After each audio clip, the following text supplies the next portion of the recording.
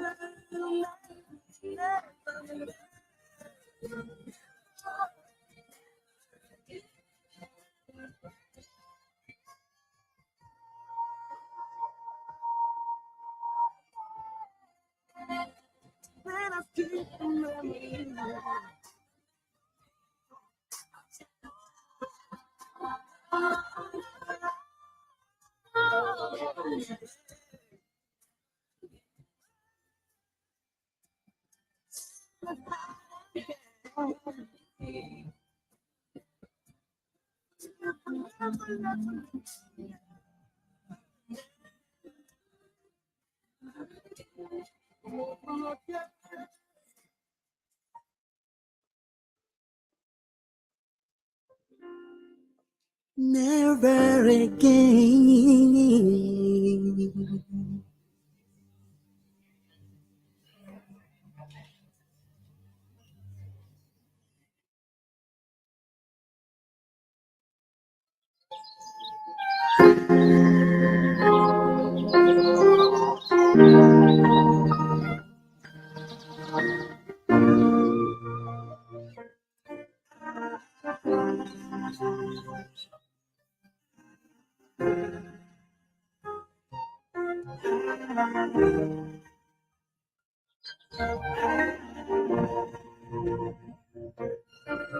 Muri Rwanda, igihugu cyacu cy'amahoro, amateka yakuranze ntazasubira ukundi. Twe mu mbaraga zacu dusigaranye, tuza gukorera uko dushoboye, twubaka ejo hazaza. Muri Rwanda, igihugu cyacu cy'amahoro, amateka yakuranze ntazasubira ukundi. Twe mu mbaraga zacu dusigaranye, tuza gukorera uko dushoboye, twubaka ejo hazaza. Rwanda, igihugu cyacu, warashegeshwe no kubura abana bawe wambuwe na Jenoside yakorewe Abatutsi. Yadutwaye benshi, abakuru n'abato, tuzahora tubibuka, tubasubiza agaciro wambuwe, maze amateka mabi yoretse u Rwanda atubera isomo, dutera intambwe, duhora twibuka, twiyubaka.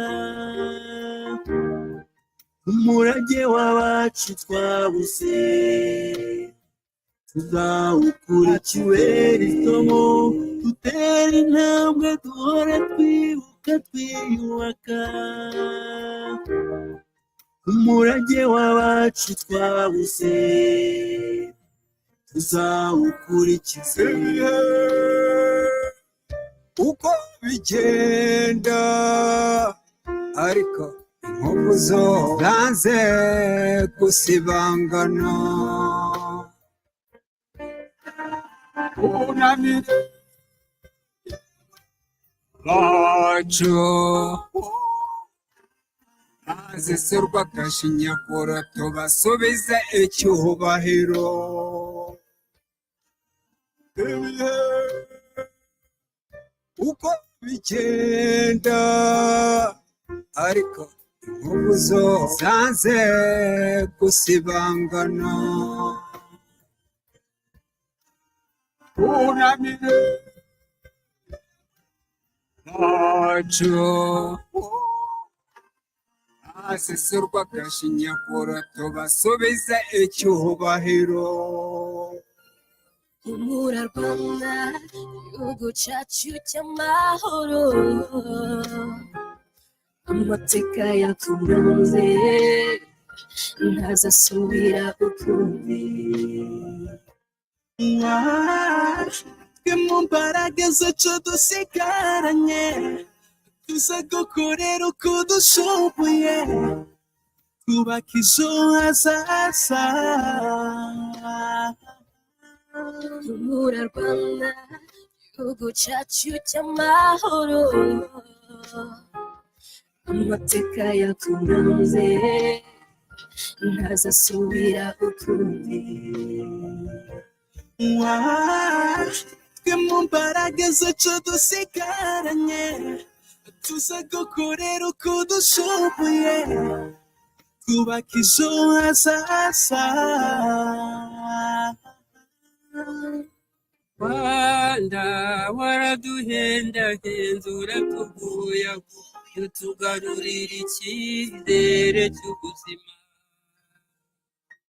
amateka yawe nirwo rumuri rutumurikira bya bihe by'umwijima babisize inyuma intumbero yacu ni iterambere ryawe no gutera ikirenge mu cy'abacu twibuka tutazibagirwa hari ibyo bagombaga kutubwira barabatugomwa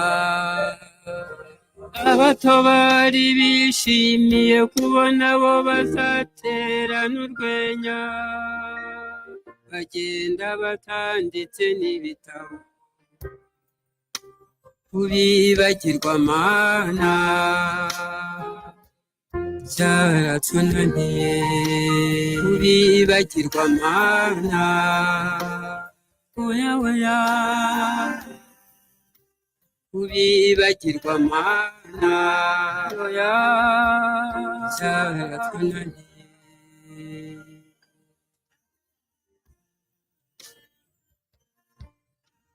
umuhondo w'umweru nanjye nzabigishishwa ubumwe nk'ubwige ry'inkoko turibuka tukigisha tukarinda ibyo twubatse igipfunsi kwita amajya hanze utakazuba ko mu misozi jenoside yakorewe abatutsi ntizongera ari mu mwaka twaranzwe n'ingorane bamwe barira abandi nabo bapfa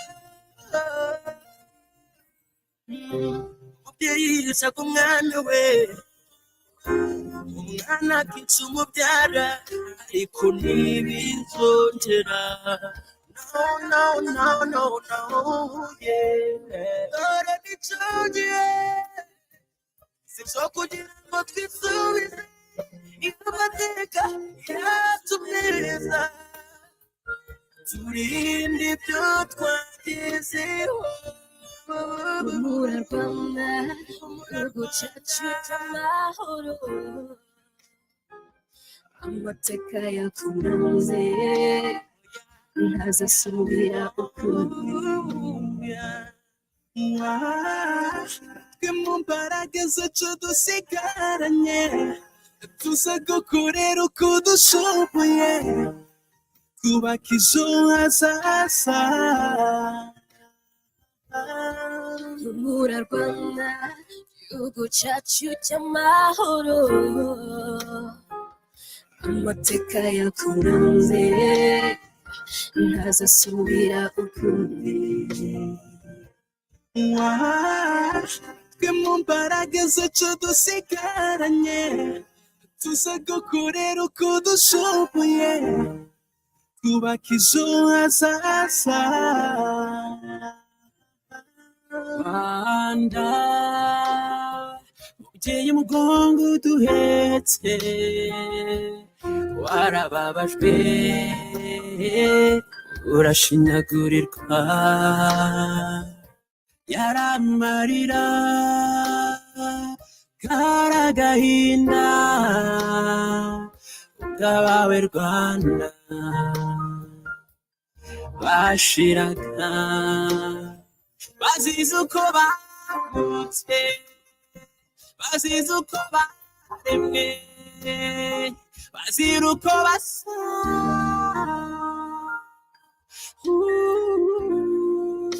tuzahora tubibuka.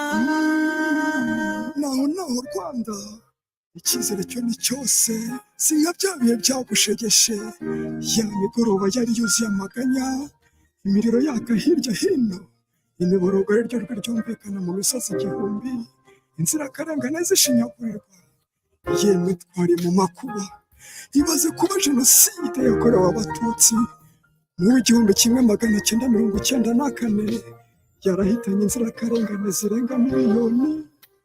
Humura Rwanda mugongo mugari bya bihe by'ubukonje ku mitima ntibizasubira ukundi. Izuba rirarasa abantu bakagaruka ku murimo gahunda yo nta yindi ni ya yindi y'amajyambere.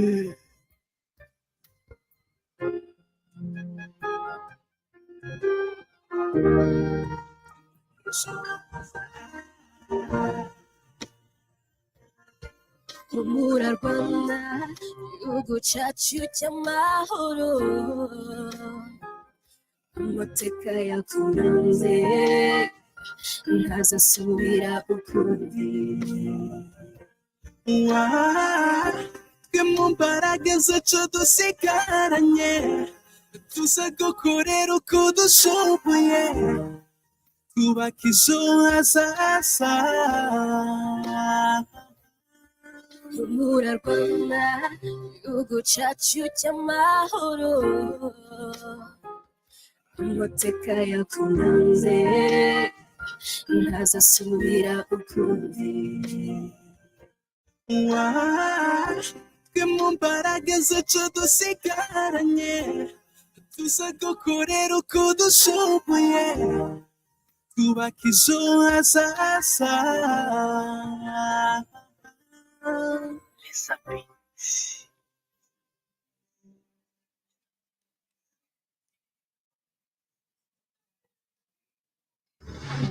This is Rwanda today, a country transformed over the past 30 years. This new Rwanda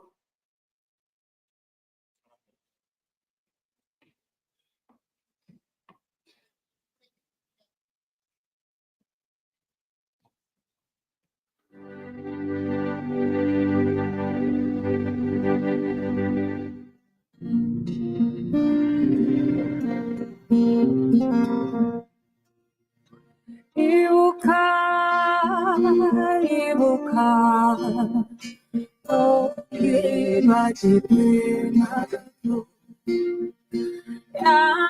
Yamisi, Amarira, Amajo, Yamaganya, Yamitu, Yamasu, Ugawashi, Iuka.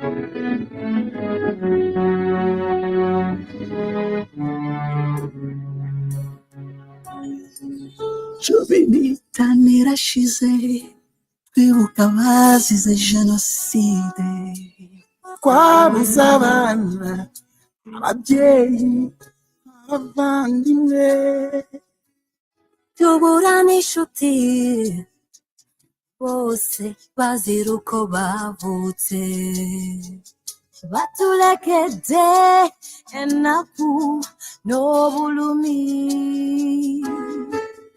amulekwa ne bannamwandu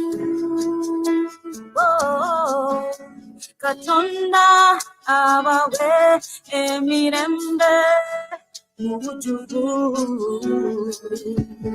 twarakanzwe n'ubwicanyi twakiriwe ikiremwa muntu turwanya ikintu cyose cyiyonyabwoko egome no kwiyamiriza imigambi ya jenoside mbega bishwe bose boba bazize iki harageze ko abantu bareka agatima k'ubunyamaswa never again. Let us keep alive the memory of genocide. Never, never, never again. Genocide against humanity. Never, never. Never, never. Never again.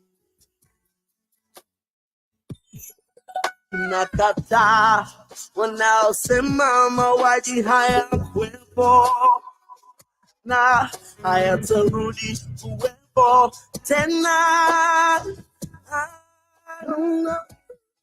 Never again will we agree. No, no, no, no, no, no. Sisi vijana kamwe hatutaki mauaji ya kimbari. Abarokotse nimuhumure, hari impamvu mwasigaye. Gucika kw'icumu nikemeza ko mugomba kubaho. Abacu bagiye neza twicaye ijabiro kwa jambo tuzahora turibuka tuzahora turwanya ikibi tuzaririmba tuti never never again abana bacu bazatsinda ikibi bitwaje neza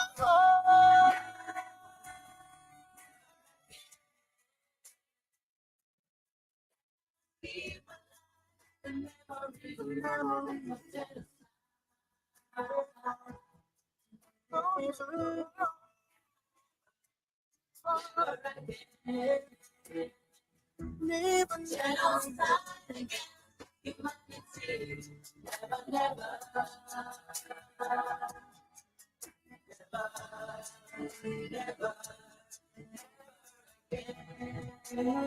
oh, yeah.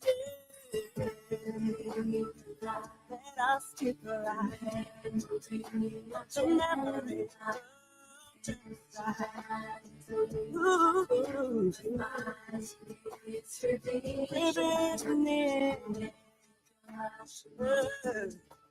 and we build our world never again.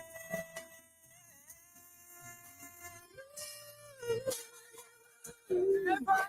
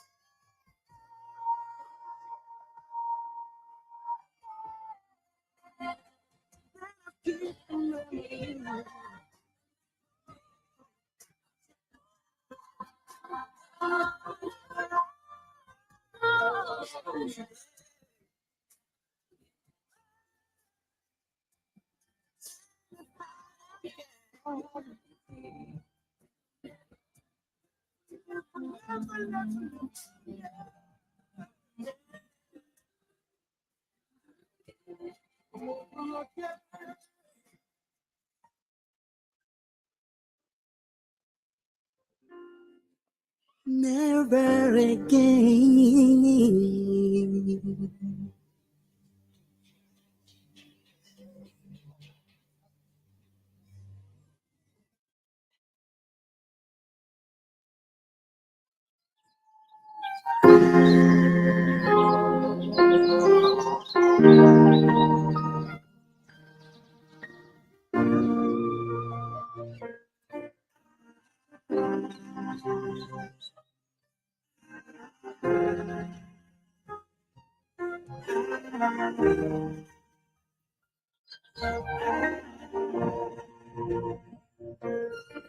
humura Rwanda igihugu cyacu cy'amahoro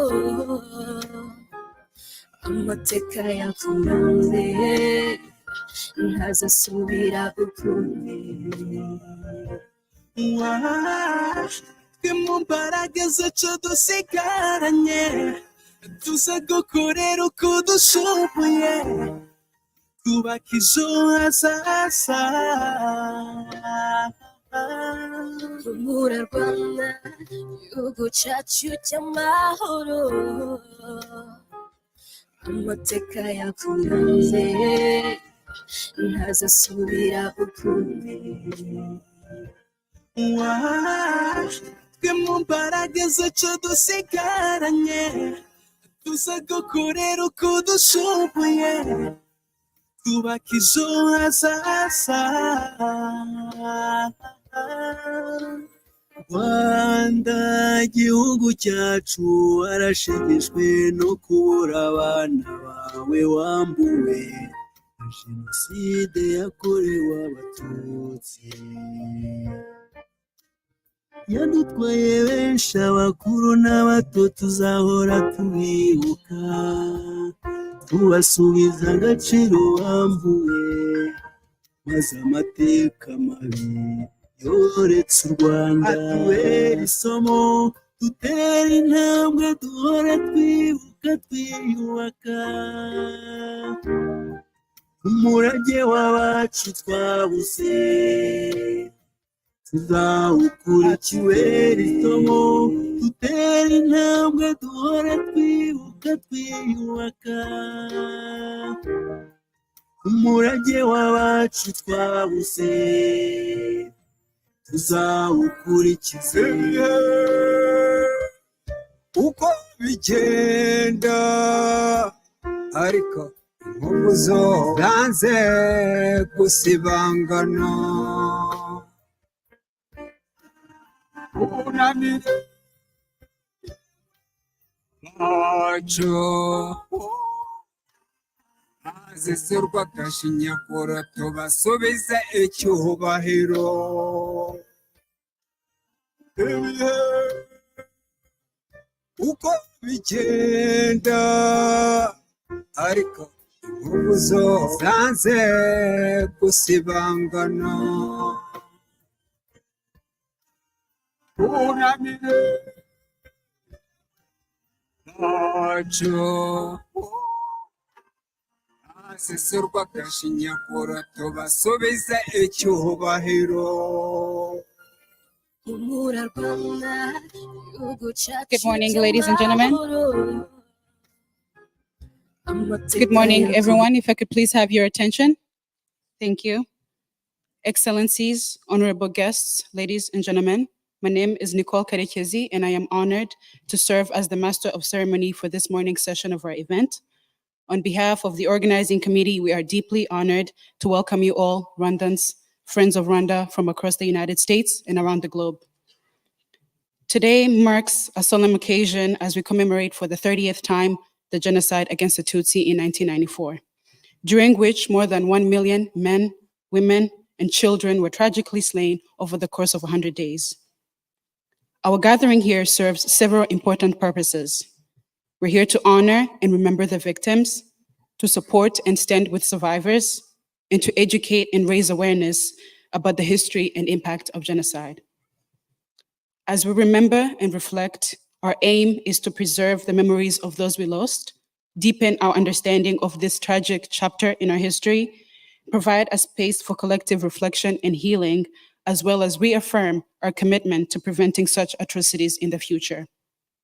I thank you again for joining us on this important day.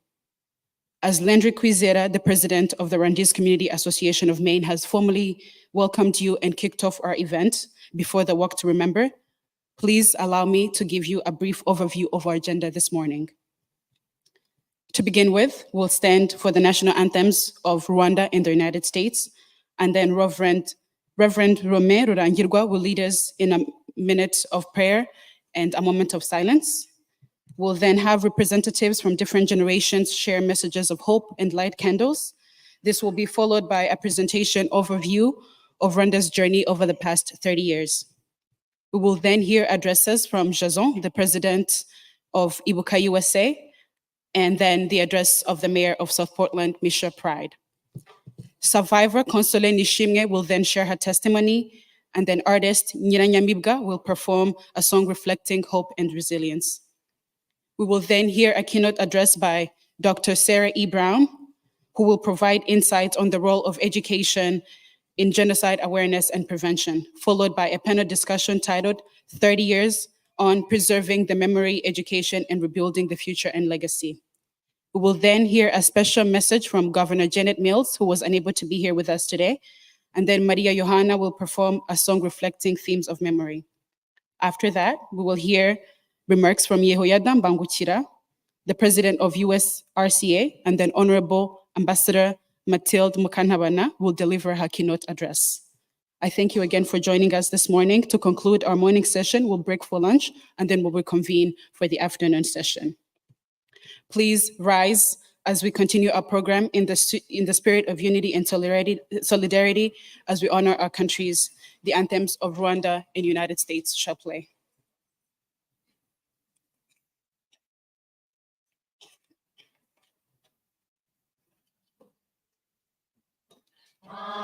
Rwanda nziza gihugu cyacu, wuje imisozi ibiyaga n'ibirunga, ngo kiduhetse nahoranisha. Reka tukurate tukuvuge ibigwi, wowe tubumbiye hamwe twese abanyarwanda uko watubyaye. Berwa sugira singiza iteka, umeze imihigo Rwanda dukunda, tuhagurukiye kukwitangira, amahoro asabe mu bagutuye.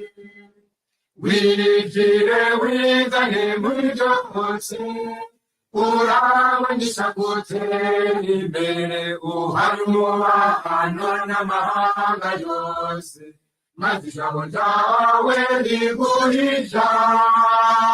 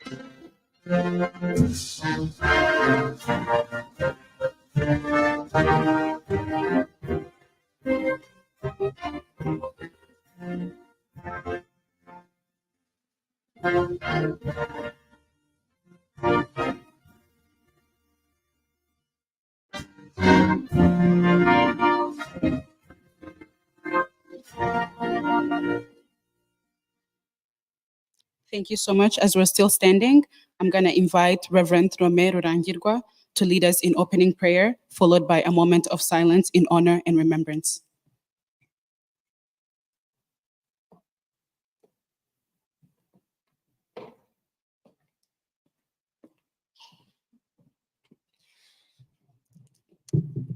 Ladies and gentlemen, distinguished guests, and most especially the revered survivors of the genocide against the Tutsi. Today, we gather with heavy hearts and a profound spirit of reverence as we commemorate one of the darkest chapters in human history, the genocide against the Tutsi. We come together not only to remember the lives tragically lost, but also to honor the indomitable spirit of those who survived. In the face of unimaginable horror, the survivors among us have shown extraordinary courage and resilience. We have taught ourselves and others the power of forgiveness and the strength of the human spirit. Our journey of healing inspires everyone, reminding us of our duty to prevent such atrocities from ever occurring again.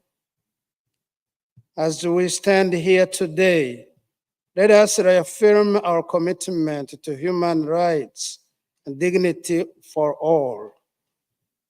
Let us educate the future generations about the past, not to perpetuate bitterness, but to build a foundation for understanding, reconciliation, and peace. May our memory of those who perished continue to guide us towards a future marked by compassion and justice. May we pledge to uphold the values of humanity and ensure that such darkness never casts its shadow over the world again. May the Lord, to whom we pray for those who have gone, continue to shed the light upon them and continue to make them know they belonged, and may we know that we belong together, continuing to stand strong. May our country continue to prevail peace, justice, and continue to grow strong, being a beacon of light and example in the world. And now, let us bow our heads and observe a moment of silence, reflecting on the profound suffering endured, the lives cut short, and the potential unfulfilled.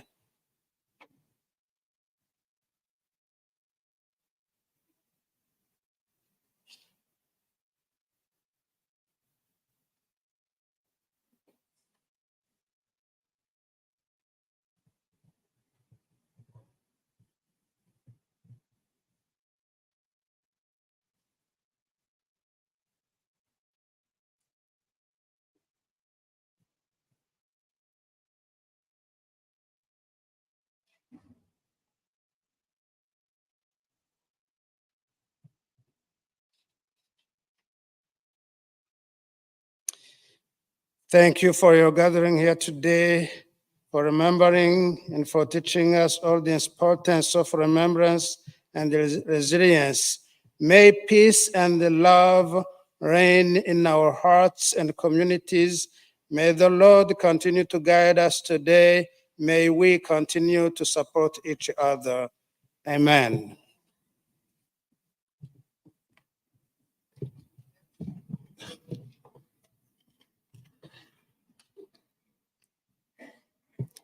Thank you again for joining us in this moment of unity and reflection.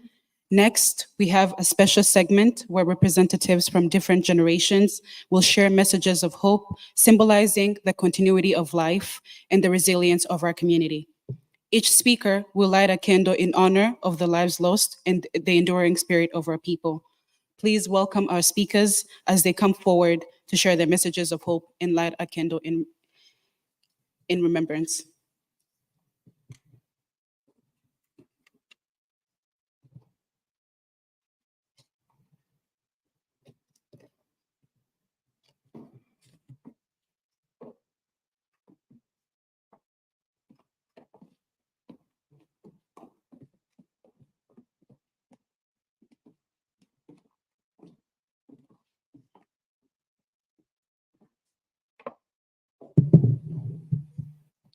I am lighting this candle in memory of the youth killed during the 1994 genocide against Tutsi. They were full of dreams for themselves, their families, and the country. However, your lives and dreams were cut short by the genocide. We'll always miss you. To preserve your memory, we'll work tirelessly to achieve our goals so that your dreams can be lived through ours. Rest in peace.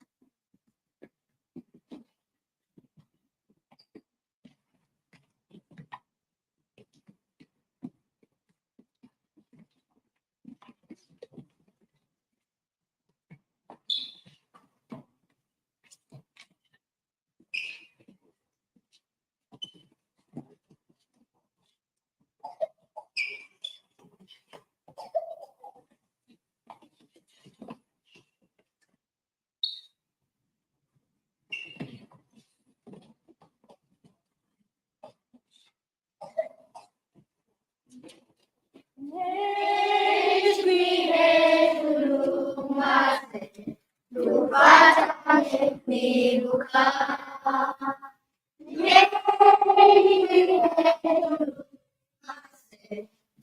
dufatanye kwibuka. Ijwi hejuru maze dufatanye kwibuka. Ijwi hejuru maze dufatanye kwibuka. I'm lighting this candle in memory of children killed in the genocide against Tutsi in 1994. They were full of dreams for their bright future, just like me. Dear angels, even though your lives were cut short, you left your parents, siblings, and extended families with beautiful memories that will be always cherished and treasured. You may be out of our sight, we may be worlds apart, but you are always in our hearts forever, and our love for you is more than just a memory. Tuzahora tubibuka.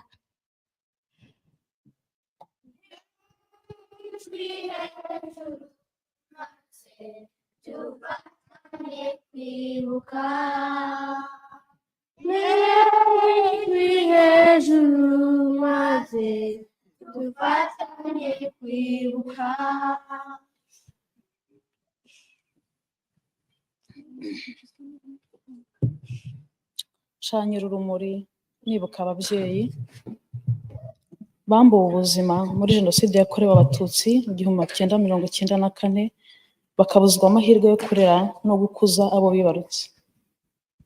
Babyeyi, ndibuka urupfu rw'agashinyaguro mwishwe, bamwe muri mwe mwafashwe ku ngufu, abandi mwicirwa mu maso n'abo mwakamiye. Turi hano ngo tubasubize agaciro mwambuwe kandi tubabwire yuko amashami yanyu yashibutse, abenshi muri twe tukaba natwe turi ababyeyi bahekeye u Rwanda.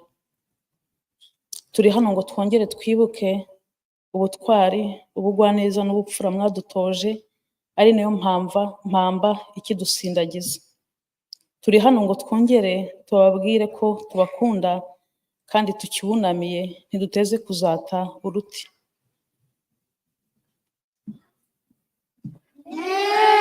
Ijwi hejuru maze dufatanye kwibuka. Ijwi hejuru maze dufatanye kwibuka.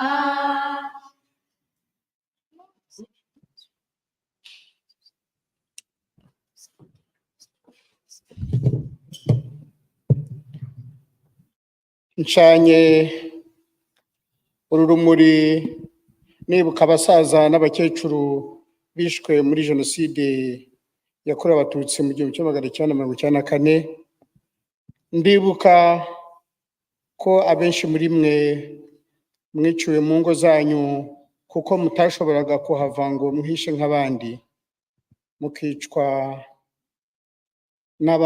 n'abanganaga n'abo mwibarutse, harimo nabo mwashyingiye, mukamburwa icyubahiro umuco nyarwanda ubagomba. Twaje kubibuka no kubabwira ko nubwo twavukijwe amahirwe yo kubashajisha neza mu cyubahiro mukwiye, mugaragiwe n'abuzukuru banyu, abo mwibarutse tuzabahoza ku mutima, ndetse impamba mwadusigiye yatubereye isoko idakama tuvomamo ibyo dusangiza abadukomokaho n'abazadukomokaho. Tuzahora tubibuka.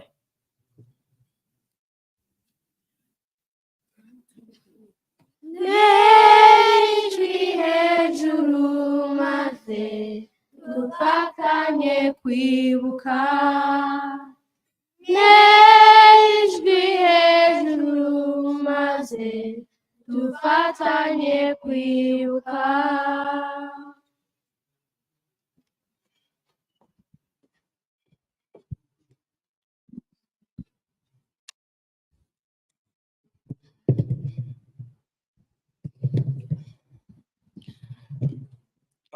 Ncanye urumuri rw'icyizere nibuka imiryango yazimye. Mu gihugu cyacu iyi jenoside yakorewe abatutsi, umugambi w'abayiteguye ndetse n'abayikoze wari uwo gutsemba ubwoko tutsi bukashira.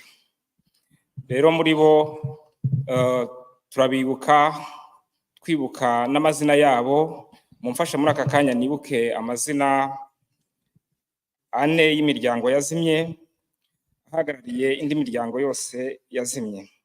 Ndibuka umuryango wazimye wa Gasagara wari ugizwe n'umugore n'abana babiri, umuryango wa Busugugu wari ugizwe n'umugore n'abana bane, umuryango wa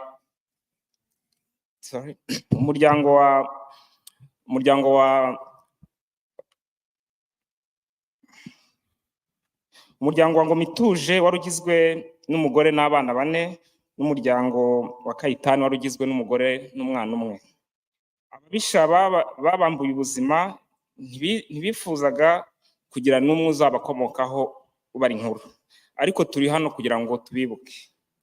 Twe abarokotse jenoside yakorewe abatutsi mu 1994 turi ikimenyetso ko batazimye, ntago bazazima twararokotse. Twibuke twiyubaka. Twarabakundaga turababura, ikivi cyanyu tuzacyusa, bana mu Rwanda tuzahora iteka tubibuka. Twarabakundaga turababura, ikivi cyanyu tuzacyusa, bana mu Rwanda tuzahora iteka tubibuka.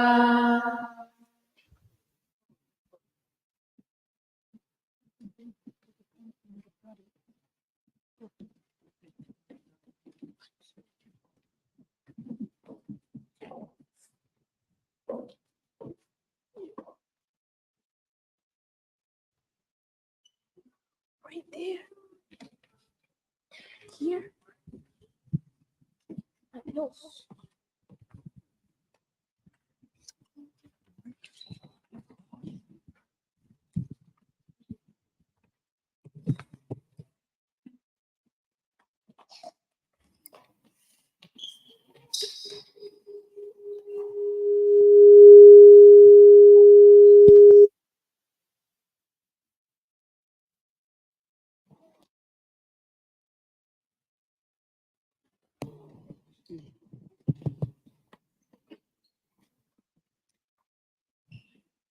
Thank you to all our speakers for their inspiring messages. Next, we will have an insightful presentation titled Rwanda, From Despair to Hope, providing an overview of Rwanda's remarkable journey over the past 30 years. This presentation will highlight the nation's progress, resilience, and collective efforts in rebuilding and moving forward. Please follow.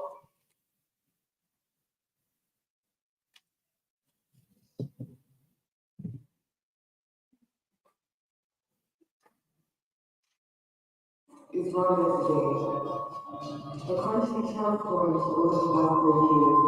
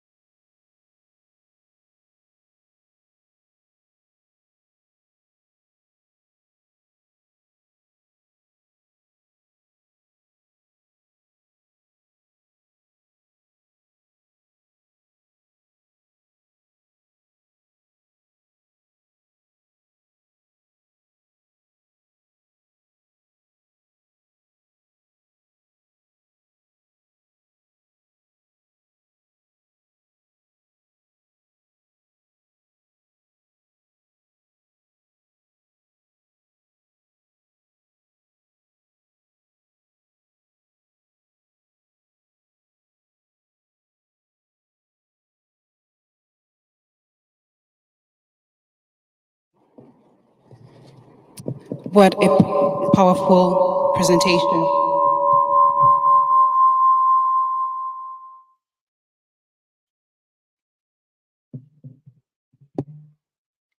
I will now like to take this time and ask everyone to light the candle that they were given upon walking in to symbolize a future of resilience, a future of hope for the Rwandan community. Thank you.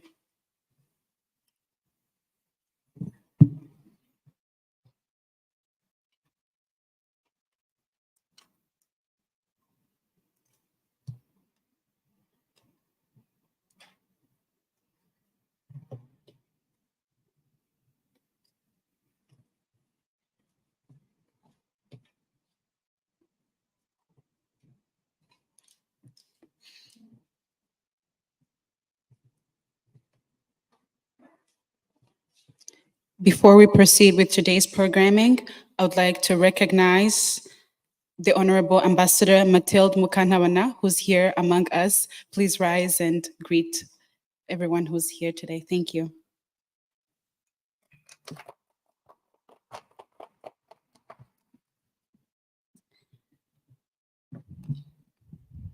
I will now introduce the President and Representative of Iuka USA, Mr. Jason Chimier. Please welcome to the stage.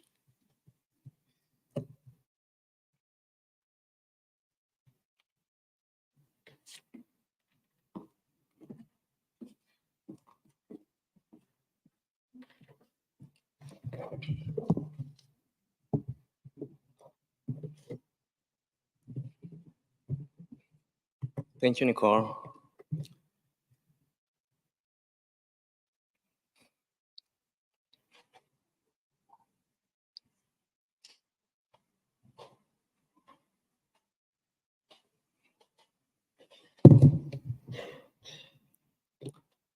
Thank you, everybody. Honorable Ambassador Mathilde Mukantabana,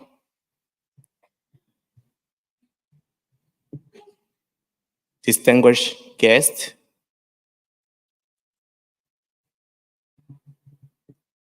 government officials, RCA leadership, ladies and gentlemen, it is my privilege and honor to welcome you in this special commemoration event when we honor the memories of over 1 million Tutsis who were killed in the genocide against Tutsi in Rwanda. When we commemorate, it is a very emotional time. It sounds like it happened yesterday. I was talking to people who were sitting together when I saw the kids over here.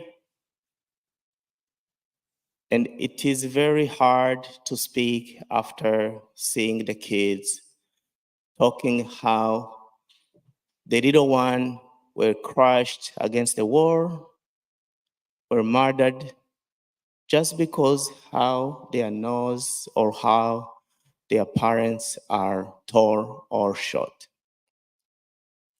They didn't do nothing wrong. They were killed because that's how they were born.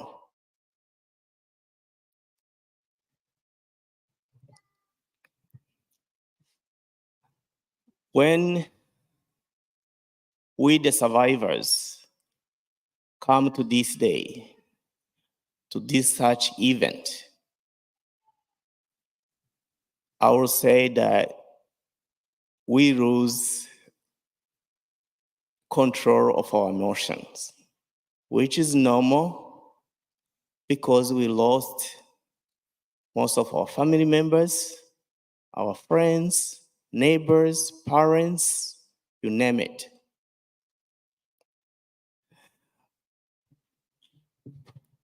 I have one book here that I want to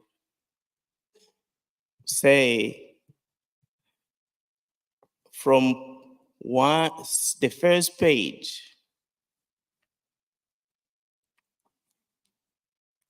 to the last page, there is nothing other than all names of the victims of the 1994 genocide against the Tutsi. This is one province. Back then we used to call them prefecture. We have 10 of this book in the whole nation, full of those victims. Most of the people who see me carrying this book around, they ask if it's a Bible. And I say, yes, it's my Bible. Why? Because this is who we are. We came from far away.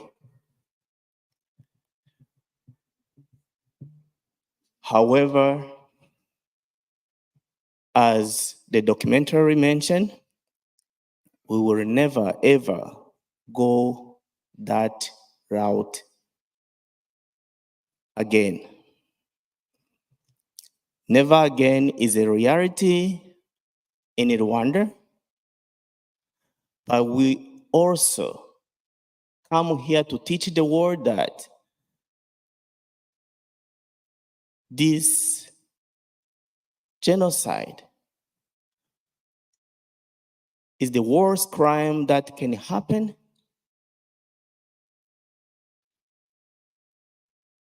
We are responsible to stop it.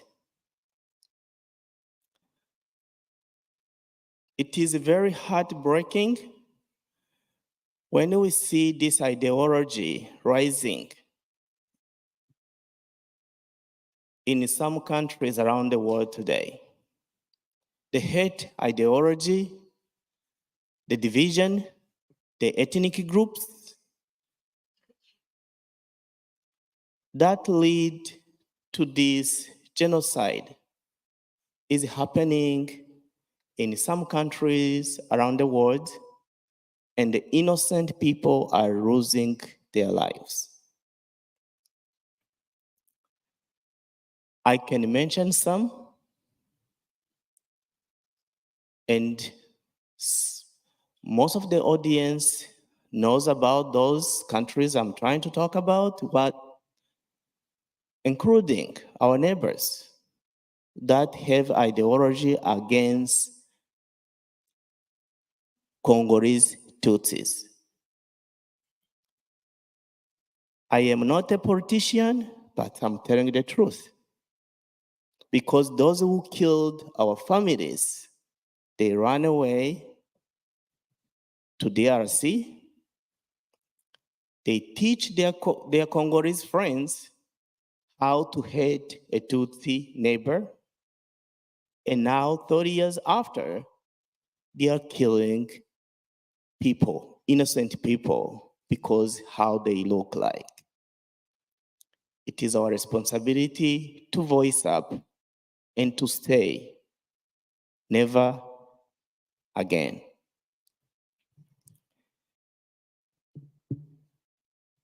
As we continue today and honor and celebrate the life of innocent people that were killed in 1994, genocide against the Tutsi, it is also time to say thank you to those who stopped the genocide, the RPF, our heroes, because if they were not them, we, the survivors, we were not going to be here today. When the whole world, the international community turned their back against us, we were counting seconds. There is one song where I was, and my wife was there too. We were kids back then. She was 8, I was 15. Every morning, we meet on one of the hill, waiting to die, because nobody was coming to serve us. And there was one song we were used to sing every morning, saying, "How far from home," which means how long we have left before we are killed. And then we waited and waited to die. So thank you to RPF and the leadership and the government of Rwanda today that decided to sacrifice their lives to come and save us and continue to build the Rwanda that everybody is proud and united, and build a peace that lasts forever.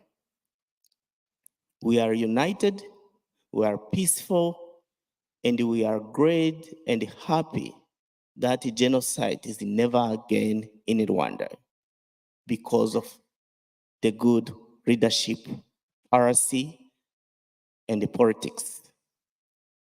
The youth that some of them were here, some of them are older. This is the journey you have to continue. It is your duty and responsibility to continue this legacy of unity, reconciliation, and forgiveness so we can all be one. Not to be divided again by anyhow or anybody from anywhere. And that is what we will continue. And the next generation and the one after, 100 generation ahead, are committed to continue this unity, reconciliation, and forgiveness and peace for all. Thank you for your attention.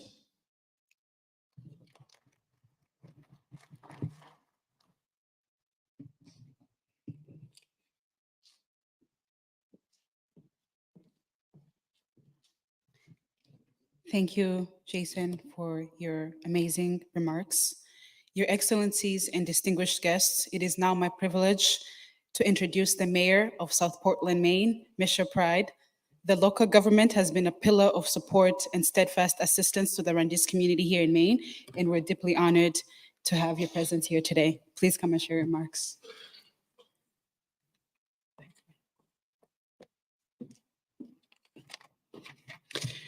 Thank you for inviting me here today. And thank you for all joining us here today in South Portland. You are truly welcome. Today we solemnly commemorate the Rwandan genocide against the Tutsi. This horrific event must never be forgotten. And we have a responsibility to honor the memories of the over 1 million Tutsi and moderate Hutu people who were systematically murdered during those 100 days in 1994. The Rwandan genocide stands as one of the most tragic events in recent history, fueled by centuries of ethnic tensions and the dangerous ideology of hatred. Hutu extremists carried out those massacres against their Tutsis neighbors with brutal efficiency and inhumanity. As we all know, families, children lost their lives, and those lives were cut short before they could even begin. The devastation and loss of life is almost incomprehensible. While this genocide occurred thousands of miles away, we have a thriving and vital Rwandan community right here in the greater Portland area and all over Maine. Many have resettled here as refugees, fleeing the horrors they endured or witnessed as members of the Tutsi minority. They are our neighbors, colleagues, classmates, and friends. The trauma they carry and that many of you carry, is unimaginable. The Rwandan immigrants and refugees who now call South Portland and surrounding communities their home have overcome indescribable hardship and loss to rebuild their lives in our city. We are so fortunate to have your courage, your resilience, and rich culture as part of the fabric of our community. On this solemn day of remembrance, we stand in solidarity with you, the Rwandan community. We honor the victims and survivors. We recommit ourselves to the critical lesson that we must remain eternally vigilant against the racist ideologies and dehumanizing language that allows such atrocities to occur. Genocide can happen anywhere. People allow themselves to be divided by ethnicity or assimilated into an us versus them hatred of the other. We must perpetually avoid that. So today and every day, I join my voice with yours to say never again. We celebrate our diversity as a source of strength, not division. We embrace our common humanity that binds us together as one people, one world. We repudiate the poisonous seeds of prejudice, xenophobia, and discrimination in all its forms. As we move forward, may the tragic memory of the genocide against the Tutsi instill in all of us a deeper commitment to peace, justice, and human rights for all people. Thank you. And now I would like to invite Ambassador Mukantabana to join me on stage for a moment.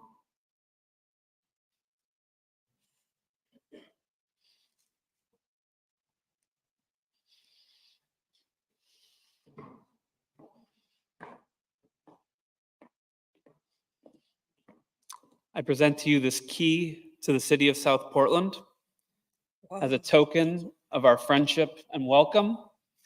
May this key be a symbol that we welcome all Rwandan people here to join their stories into the tapestry of our community. Thank you so much.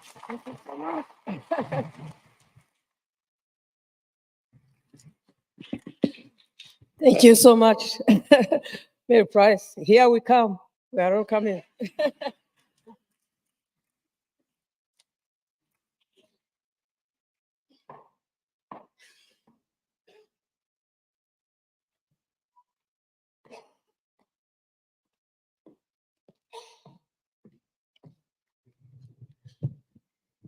Thank you so much, Mayor Pride, for your remarks and words of support for the Rwandese community here in Maine. I would also like to recognize that the city of South Portland has given the Rwandese Community Association of Maine a memorial site here in South Portland, Maine. So whenever everyone can get a chance, they can visit our memorial site here in South Portland.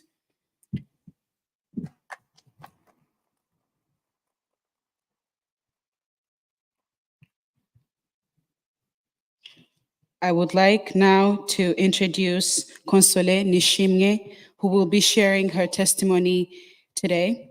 Console Nishimwe is an author, motivational speaker, and a survivor of the 1994 genocide against the Tutsi in Rwanda.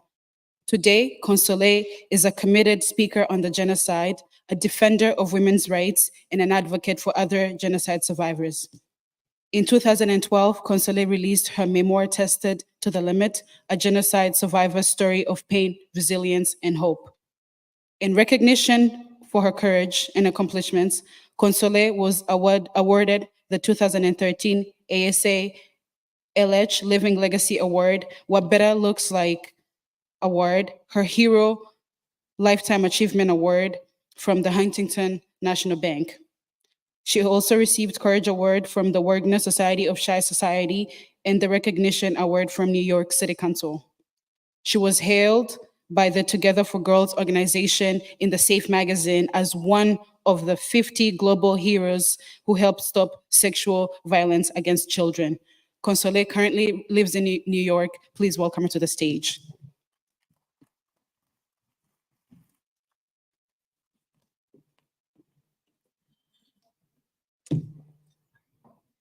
Hello, everyone. Thank you so much for your kind introduction. I'm truly and honored to be here today with you, Ambassador. Thank you for being here. Everyone who came here to support us during this moment to remember our loved ones we lost during the 1994 genocide against the Tutsi. As a survivor, it's not very easy to talk about what you have gone through during that period. It's even though it's 30 years, but it's still painful. These memories will live with us forever within our hearts and minds. And many survivors, including many of you who are here, still live with the consequences of what they have gone through. It will take many, many decades to be able to heal from what we have gone through. But at the same time, we're here because we have done a lot of work to be able to share, and it's very important to share our testimonies. It's very important to continue writing and preserving the memory of what we have gone through during the genocide against the Tutsi.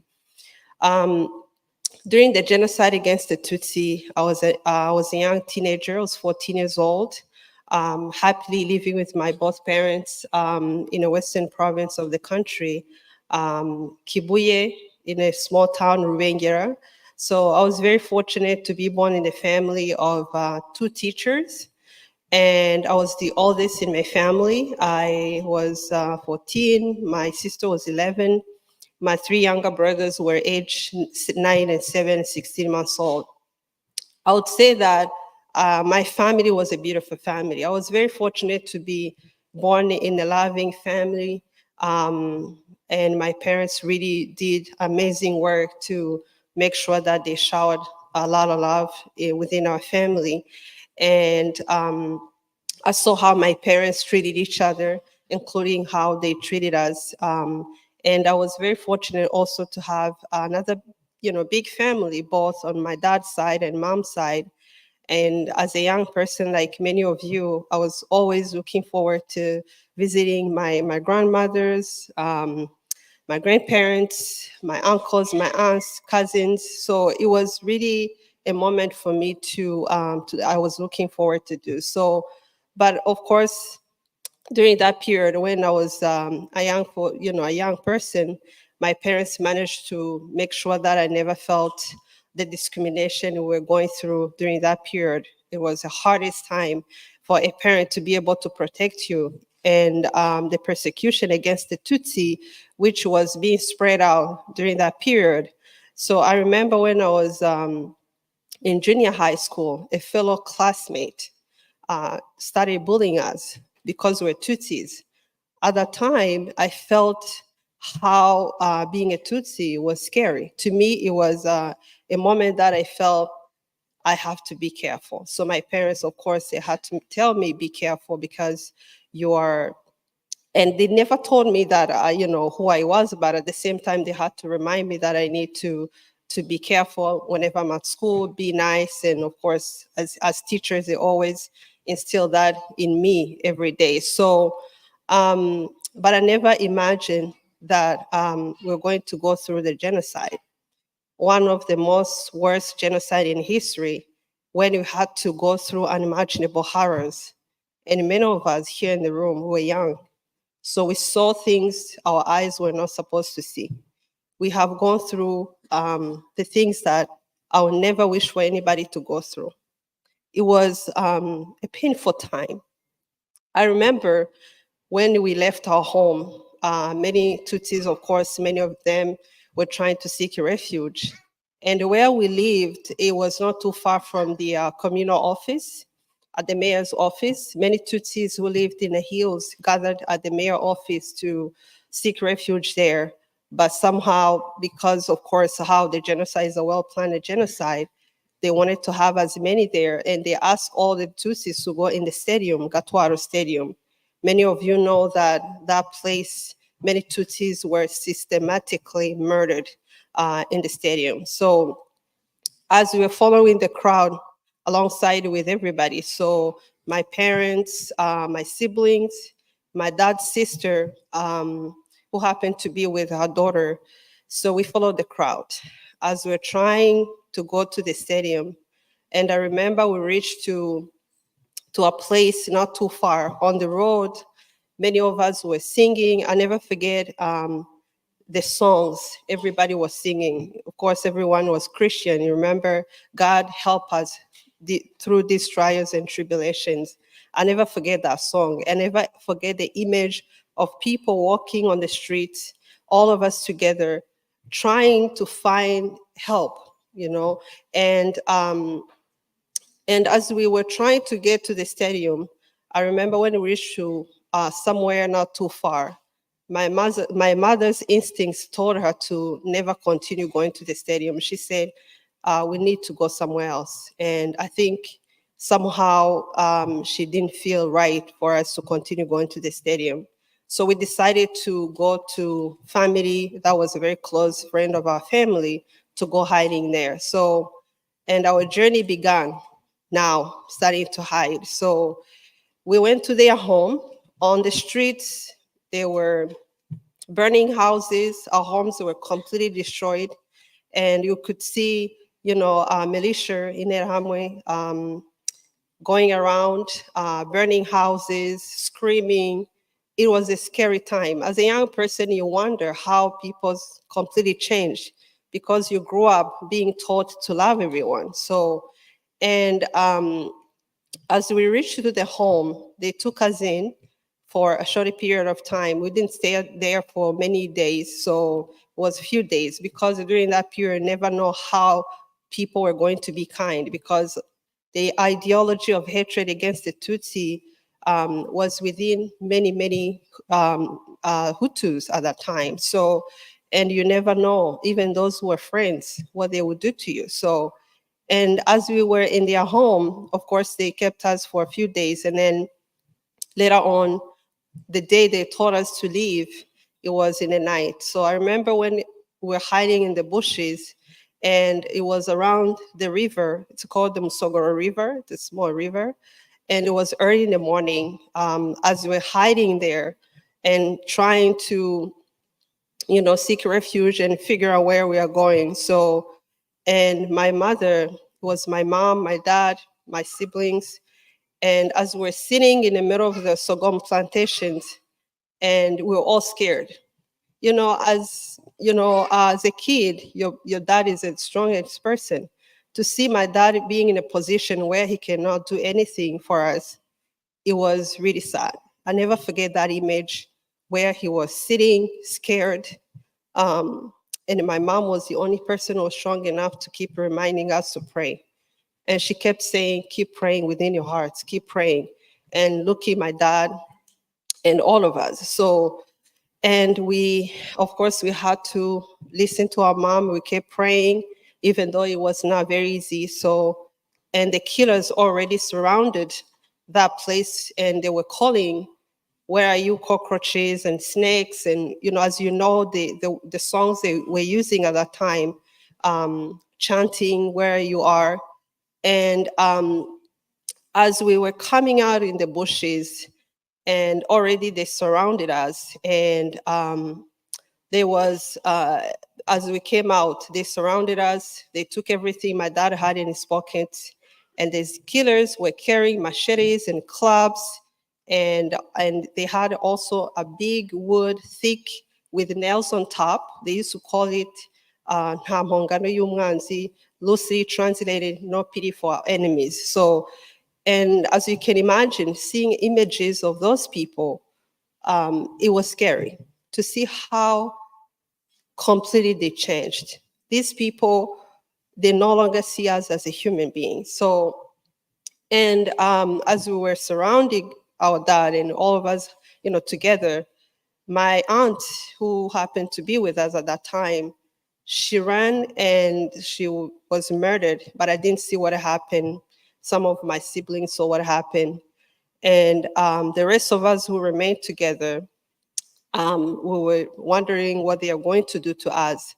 And they decided to not do anything. They took everything my dad had, and we decided to figure out somewhere else to go. So already there were roadblocks everywhere. So they had roadblocks in every main road. So we had to go through the bushes, climbing the hills in order for us to get to a home of somebody who was kind enough to take us in their home. So, and we were able to climb the hill, and the killers already, the people were calling each other, Tutsis, we find them. So as you know, even though there are some people who didn't pick up a machete, but there are people also called killers on us.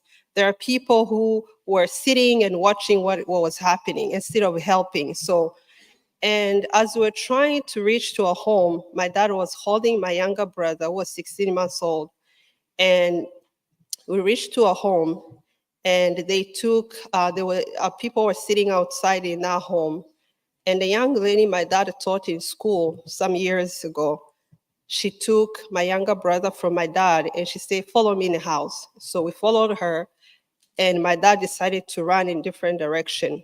So as he ran in different direction, we had to go in their home, follow them, and they hid us in their home. They had to hit us in their home in the ceiling of the house.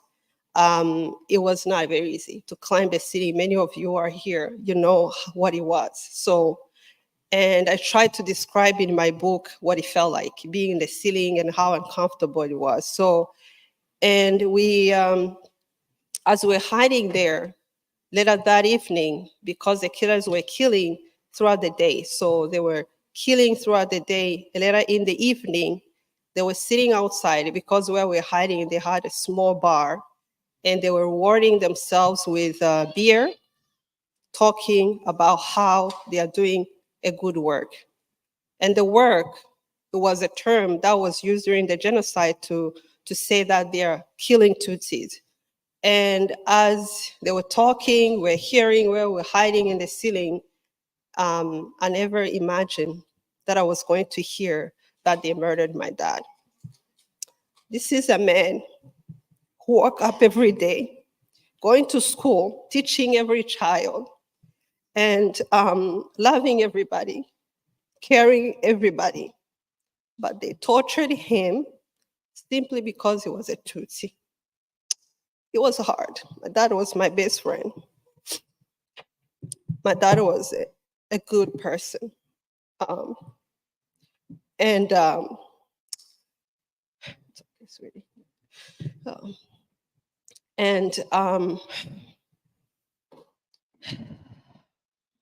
It was me, my mom, who heard how they were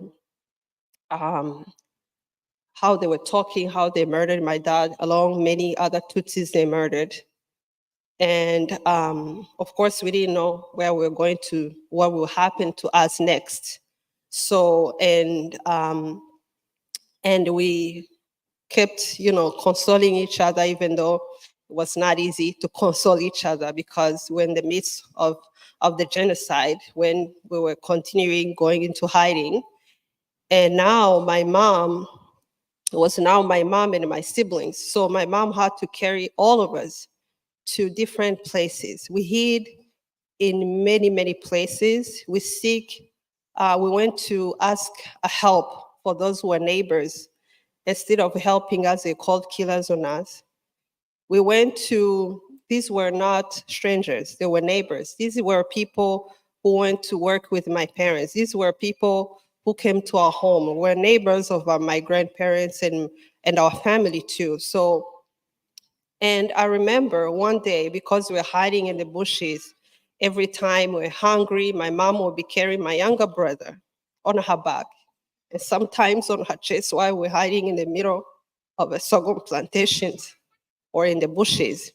I remember one day we went to this home. It was late. My mom was always trying to figure out who was kind enough to help. So as we knocked on their door, and these people, the mother was in the house, but the husband was at the roadblock. So, and my mom kept begging, please help me and my kids. And the wife who was in the house was also part of the killing, even though she was home with the children, but she was also part of the killing. So, and she kept refusing to open the door.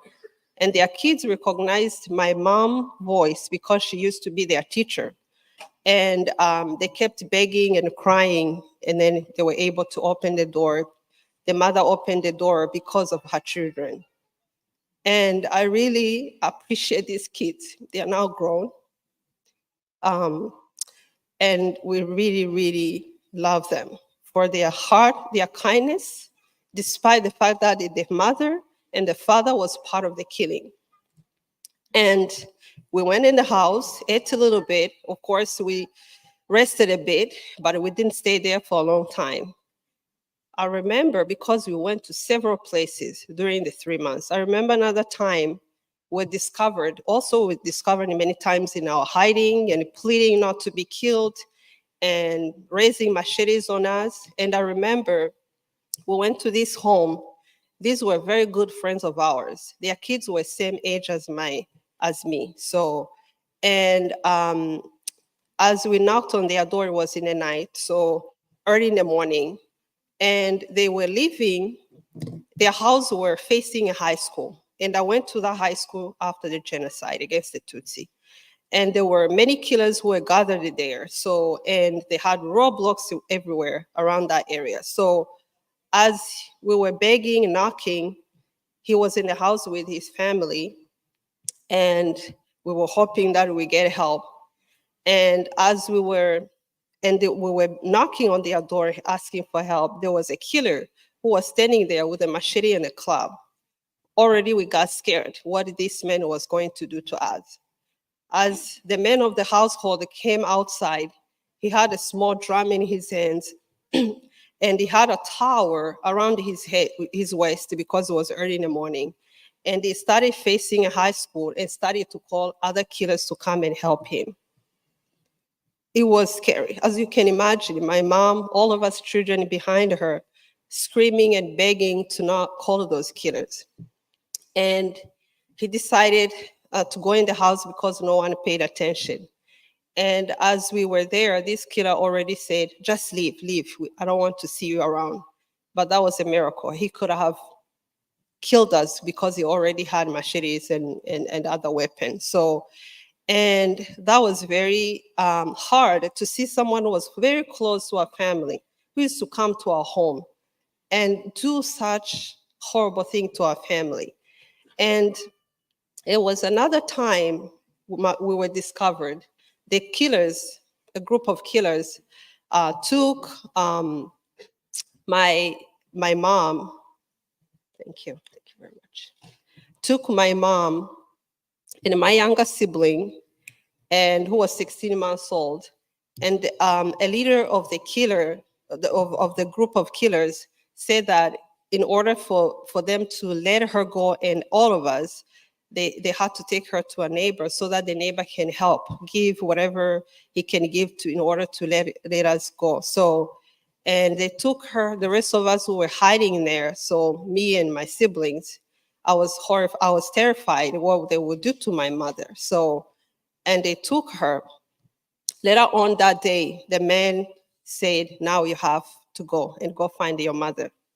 And we left. We didn't know where we were going to find our mom.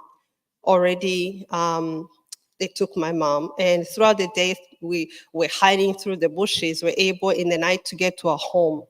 And when we got to that home, they started telling us what happened to our mom. They said, your mom, killers took her to that neighbor, and the neighbor refused to help. He said, there's nothing belonging, nothing that can come out in this house to help a Tutsi. And he insulted my mother, and my mom, who was looking at him as like a son, because this young man, my parents have helped him through tuition at school at that time. So, and they took my mother, the killers, to a neighbor. And they took to that neighbor to decide what they are going to do to her. As they took her there, and I told them, now we have to go find our mother. Whatever happens, if they are going to kill us, we will be all killed together. So, and we went and found our mom, who she didn't even know we were still alive. And already the killers knew that we were there. They started planning how they were going to kill us. And already, because the boys were still alive during the genocide against the Tutsi, to see a man, even a little boy, still alive, it's almost as if they've never done anything. So, and they started planning how they're going to murder my brothers. And when that time came, my mom, because we knew anything could happen, she took us in the room and we prayed and preparing ourselves, whatever was going to happen. So, and one of the hardest things is to see someone who grew up with my mother, my grandparents. And I heard stories that these young men, the land they were living in was my grandfather's gift to their father. And he came and took my brothers. This 9-year-old, 7 years old, and 16 months old, who was snatched away from my mother. Imagine how the scene was, all of us screaming and begging to be taken and to be killed, but they decided to take my brothers. I saw my 3 precious brothers walking, holding each other, holding my little younger brother in the middle of the 2 of them. And they took them to our destroyed home. It was a short distance from that home. They took them and to that already destroyed home, and they slaughtered them and threw the bodies in septic tank of our home. It was a hard day for us. My mom, all of us, as you can imagine, a mother, imagine what she felt to see her little boys, her little children snatched away from her, and to learn how they have been tortured and in the most horrible way. It was not easy. We didn't want to hide any longer, but somehow we kept hiding. And there was no safe place to hide any longer for us. And we went to another home. And as you know, that during the genocide against the Tutsi, rape was used as a weapon. Many girls and women, before they killed them, they tortured them and in the most horrible way, raped by many killers, and in some instances, many, many killers, gang raped. And this was one of the hardest things for me to talk about. And a man who was a neighbor found us where we're hiding. He came with a sword and he decided to snatch me from my mom and my sister. And of course, the men of the household didn't help, and we begged, all of us begging, my mom begging, don't take my child, but we were helpless. And the men dragged me on the streets and took me not too far from our home, beat me with a sword and raped me, hoping that many other killers will find me there and torture me more. But somehow, by the grace of God, I was able to drag myself from that place with whatever I had on me, and went back to where we're hiding. And my mom, my sister, and the women of the household, my mom. Imagine not too long ago, my mother lost her precious children, and now she had to see what happened to me. It was not easy. I want to die. I wanted to die. I didn't want to leave. There was no point for me to want to leave. I wanted to be killed. But somehow we kept hiding again. So at the end, because we also went to other places, but by the end, someone in the Muslim community took us in. And this was a person who was kind enough to say, you have gone through so much. And everybody was talking about us, who was still alive, what happened to us. And he took us in his home and he protected us and for the remainder of the genocide. So That's how me and my mom were able, and my sister were able to survive until we're able to join the RPF. And all of us are here because of them. We survived because of them. If it was not for them, we would not be here. We would not be able to tell our stories. I'm grateful. And we survived. Now it's me, my mom, and my sister. And on my dad's side, almost everybody was killed. We are only 3 grandchildren who survived on my dad's side. On my mom's side, at least I have a few cousins and aunts and other people.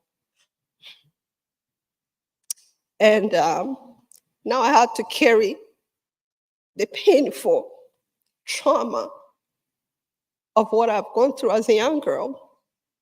I was that happy girl. Now my happiness, my innocence was taken away from me. Now I had to deal with something heavy. I didn't have words to describe how I was going to live with. Like every other survivor, but I had to move on. I had to be strong. And I looked around myself, where I come from. There are many families that are completely wiped out. And I have a parent, many survivors, many of you here have lost the entire families. I have a mom to lean on her shoulder. I saw her strength, like many other widows, were able to rise up and start to live again. I saw how she showed love to people around her.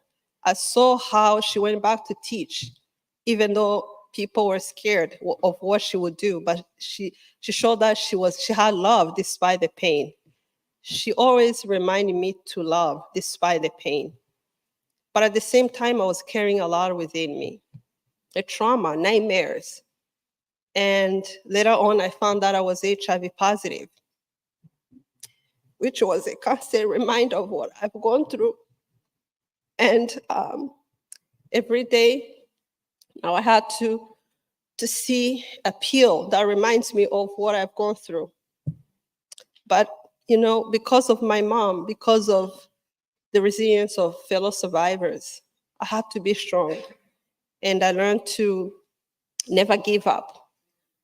And one of the things that helped me is to go to therapy. When I went to therapy, I was able to find the language to describe what I've gone through, the pain and everything that I was trying to keep within. And I was able to allow myself to be vulnerable and learn all the painful things that I was carrying within, because in order for me to have a healthy and fulfilling life, I needed to start that journey. And because of that, I was able to journal every painful thing. My journals were filled with a lot of things that I've gone through, and ended up becoming a book, which I released. To me, it was cathartic for me. It was therapeutic for me. When I was able to talk, when I was able to allow myself to go through that journey. And my mother, who was caring so much for herself, including my pain, and she started that journey with me, and she was able to, indirectly, I was able to support her in a way I never knew. The connection of a parent and a mother and a child. And really, it made me feel like now life was worth living. I started to embrace few small things in life, to enjoy small things in life I never thought I was going to enjoy. And I started to allow myself to equip myself with positive things, to look at myself in a positive way. And the pill, that was a threat to me. It became like a vitamin. I no longer see it as a threat because of the journey, because of how, that's what I wish for each survivor, to be able to find a joy. At least when you're alone, you're able to feel the joy inside within you, because you go with you every day. You're the only person who is with you every day. So you have to feel that within you. So that's what I wish for each and every one of you. But I want to leave you with this. No matter what horrible circumstances you may face in your life, never lose hope. For losing hope is the beginning of your own self-defeat. I thank you for your kind attention.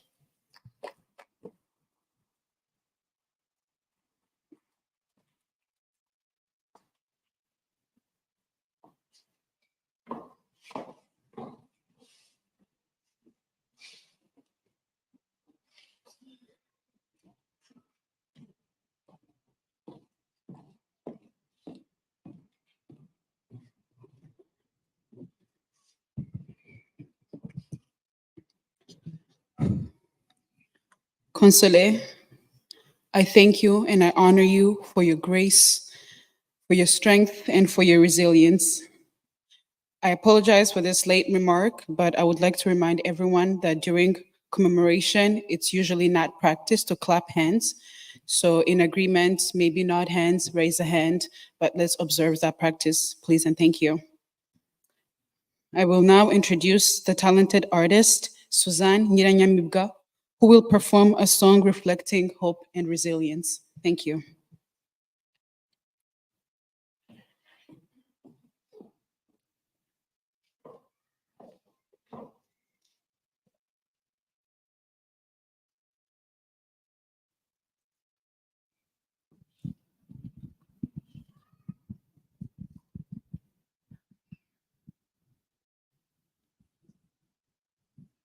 banyacyubahiro muri hano mwese, babyeyi rubyiruko rw'u Rwanda mwese ndabaramukije, nimugire Imana n'u Rwanda, kandi ndabaramutsa mbashimira icyizere mwangiriye cyo kuntumira kugira ngo duhurire muri uyu muhango. Mukomere, amateka yacu arasharira ariko tugomba kubana nayo, ntabwo twashize, tugomba kubaho ahacu n'aho abacu bagiye. Dukomeze rero dufatane mu mugongo, ntabwo ibi bihe biba byoroshye ariko ntaho twabihungira. Tujye twibuka tutazazima, twibuke twiyubaka.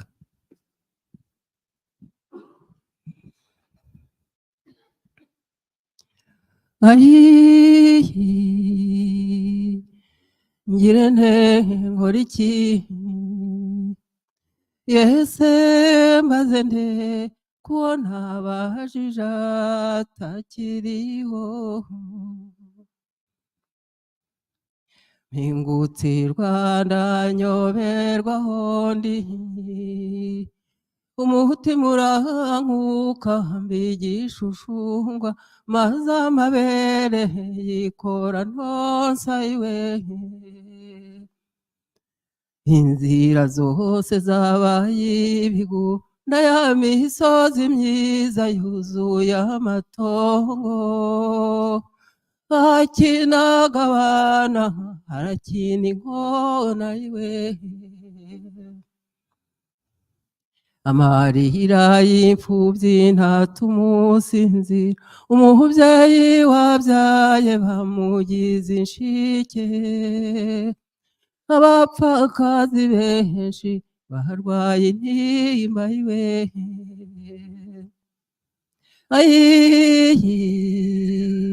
Ngire nte nkora iki, yese mbaze nde ko ntabajije atakiriho.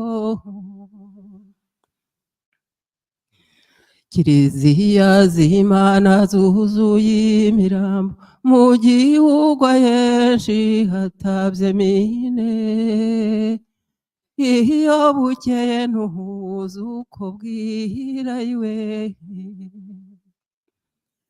Bashoreye abantu boshye ibitungwa, bajya kubica nk'abagome, ngo kuba umututsi ni icyaha kibi ayiwe. Ngo umuhutu utishe ngo ntakabeho, ngo ni icyitso cy'inkotanyi akwiye gupfa, umuryango we hasigaye ngerera iwe.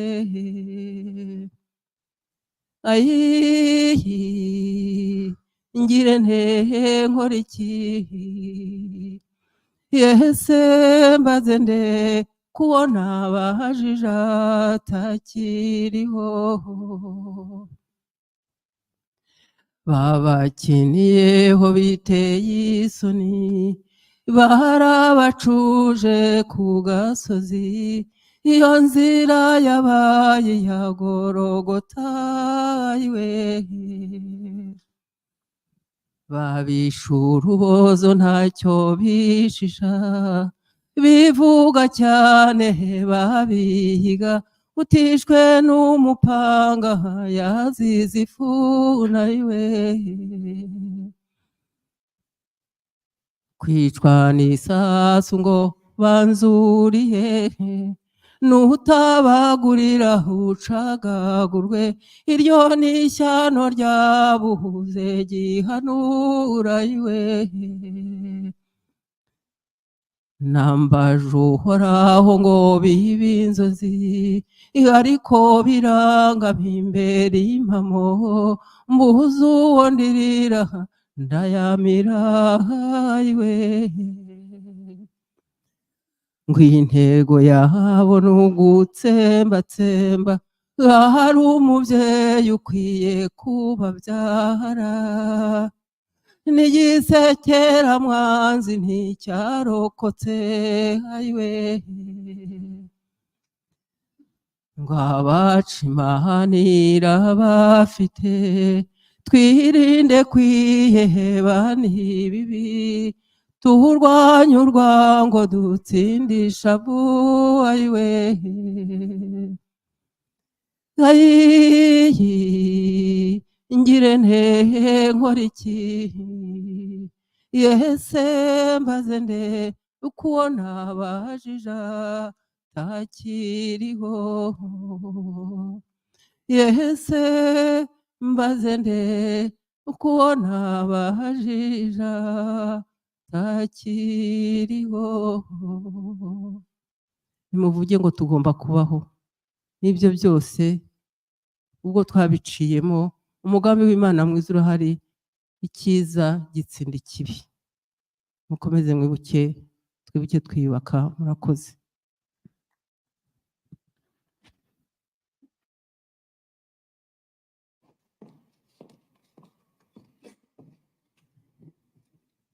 Thank you, Suzanne Nyiranyamibwa. I will now introduce our next speaker, Dr. Sarah E. Brown. Dr. Brown is the Regional Director of the American Jewish Committee, San Diego. She holds the first PhD in Comparative Genocide Studies from the Strasler Center for Holocaust and Genocide Studies at Clark University. She has served as a Director of Change, a Holocaust, Human Rights, and Genocide Education nonprofit, and has managed post-secondary education programming for the USC Shoah Foundation. Dr. Brown has extensive experience teaching courses on history, human rights, and mass violence, and has conducted genocide-related research in Rwanda since 2004. She has also served as a project coordinator in refugee camps in Tanzania. Dr. Brown is the author of Gender and the Genocide in Rwanda, Women as Perpetrators and Rescuers, and the co-editor of the Routledge Handbook on Religion, Mass Atrocity, and Genocide.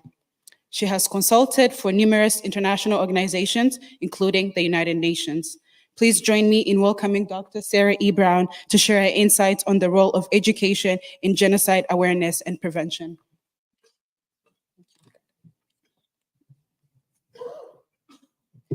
I didn't realize you were going to read the entire bio. Thank you very much for that.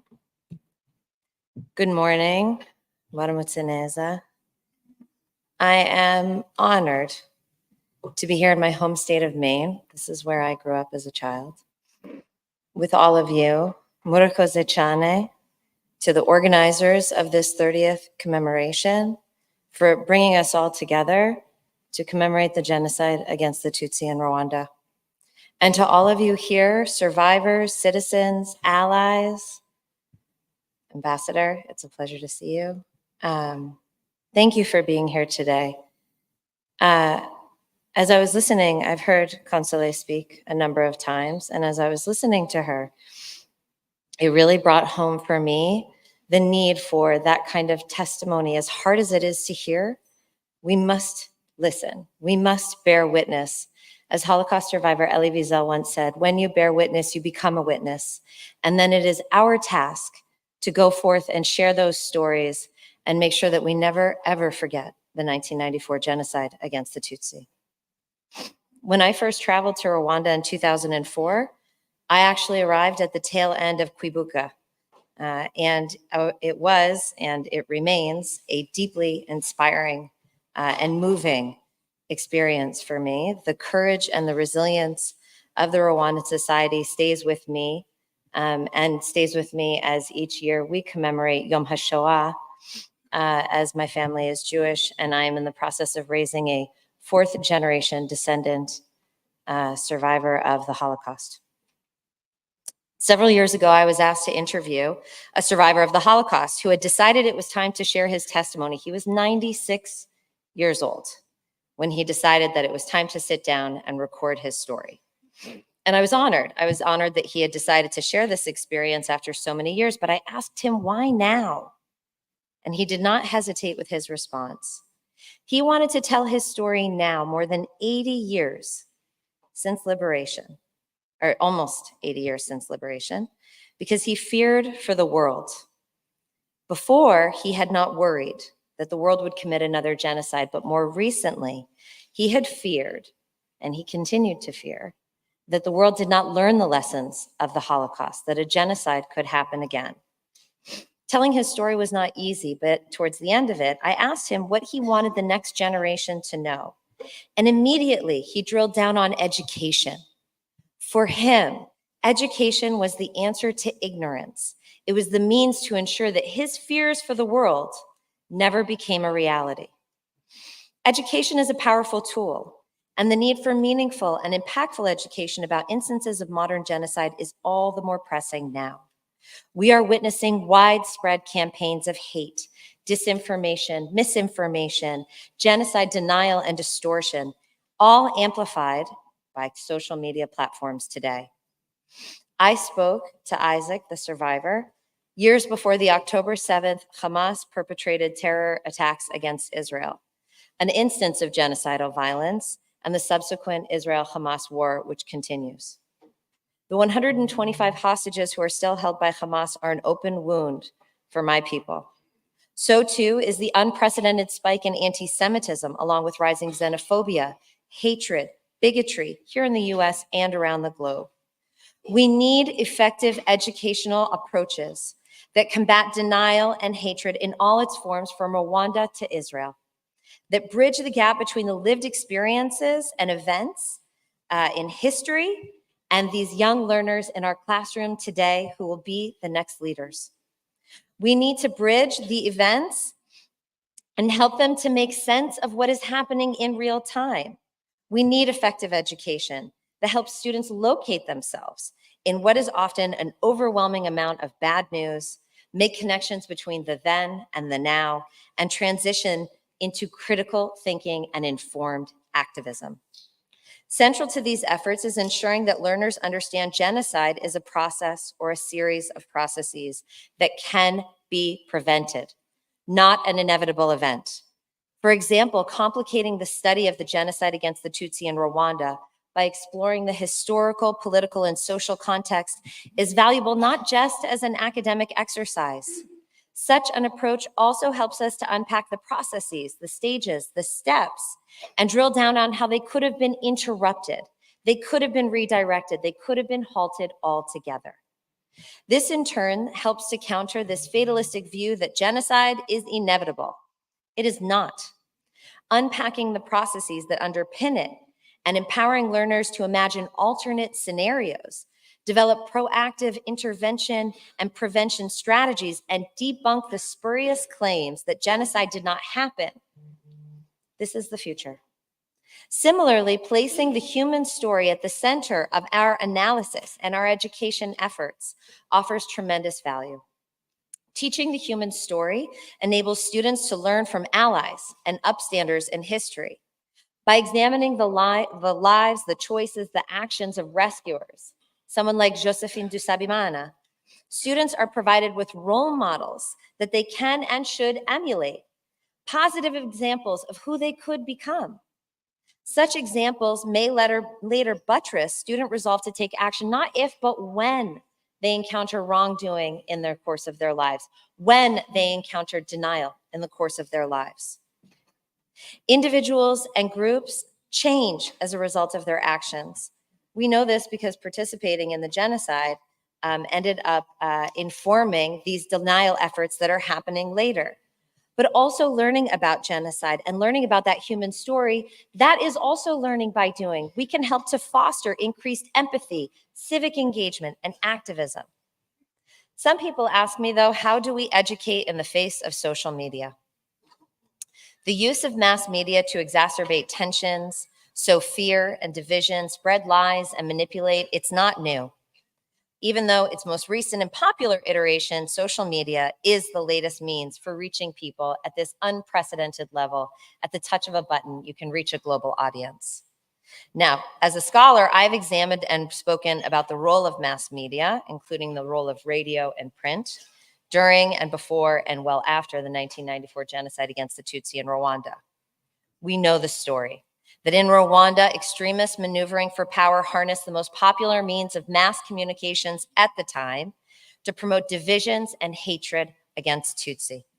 These manipulations took many forms, and they were woven together to ensure that the population was subject to a steady onslaught of image, print, radio influences that invoked terror and anxiety before, during, and after, as we're seeing now, with the constant onslaught of denial efforts, claiming that the genocide didn't even exist despite the overwhelming evidence of its atrocities.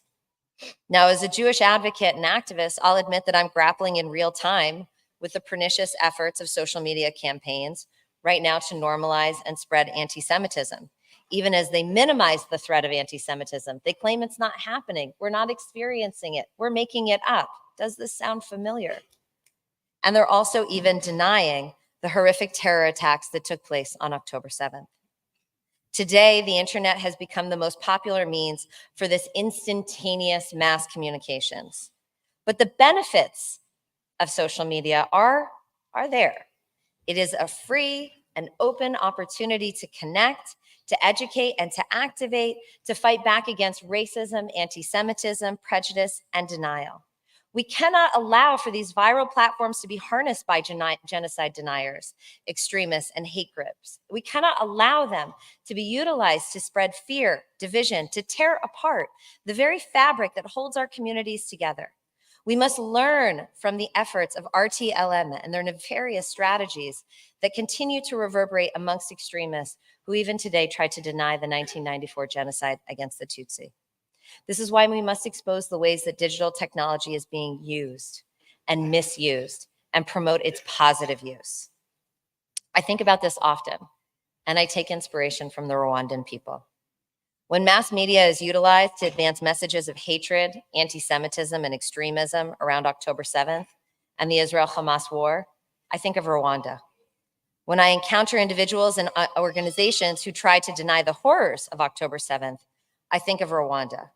When I'm asked to explain the callous and inhumane response of mass media to the plight of Israeli women, some of whom were subjected to genocidal rape on October 7th and kidnapped by terrorists who called out to one another that they had found women they could forcibly impregnate, I think of Rwanda. And when I witness the deafening silence of organizational bodies like the United Nations and others in the face of Hamas's atrocities, I think of Rwanda. When I feel overwhelmed by the volume and the weight of the challenges that are facing my community as I raise that fourth generation descendant of the Holocaust, I think of Rwanda and I take hope. Yes, it's difficult. And for some, it may be impossible to analyze and understand genocide, to develop the critical imagination that's necessary to grasp events so horrific as to constitute intentional destruction of a people. Those who seek to deny the 1994 genocide are counting on people who cannot grasp the horrors and the complexity of it. Those who seek to propagate hate and division, racism, anti-Semitism, and intolerance are counting on that ignorance And I am grateful to all of you in the room because you refuse to give in and you refuse to give up. You continue to share your testimonies, your experiences, to educate, to commemorate, to advocate, and you inspire me.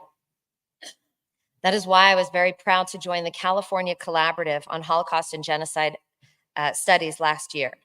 Along with more than a dozen other organizations in California, we have developed 14 lesson plans and a 30-page primer for educators that detail how to teach and what to teach when it comes to the 1994 genocide against the Tutsi in Rwanda. This is going to be published next month on a free website and available to all. It adheres to the California Common Core standards, and it is a tool that we are going to be teaching at USC along with my colleague, Dr. Culp, who's here in the audience today. We're going to be teaching hundreds of California educators about how to teach about the 1994 genocide, how to teach about other instances of genocide, how to activate your students to ensure that they do not fall prey to ignorance. And I'm also very proud to share that one of those lesson plans features my very dear friend, my very beloved, very dear friend, Edith Umugiraneza, who combats genocide denial in her professional life and her personal life, and who gave her testimony to help us build those educational resources that focus on that human story of the genocide against the Tutsi in Rwanda. And so I will end where I began with my gratitude. Thank you all for inviting me to join you today as we commemorate the 1994 genocide against the Tutsi in Rwanda. To the Rwandan community here and afar, I stand in solidarity with you, and I am here to honor and to mourn those we lost during the genocide and those resilient, tremendous survivors who continue to carry the torch today. Thank you.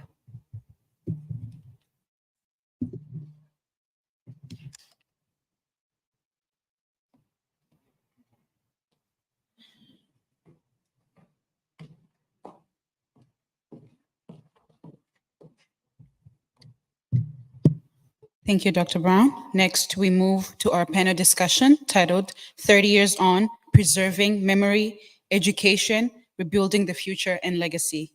This discussion will delve into the crucial aspects of remembering the past, educating future generations, rebuilding a stronger community, and ensuring a lasting legacy.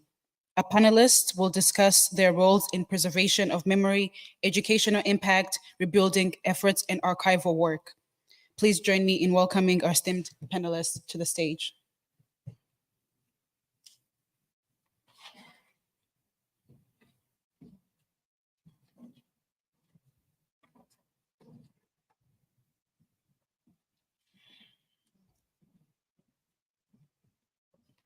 Thank you, Nicole.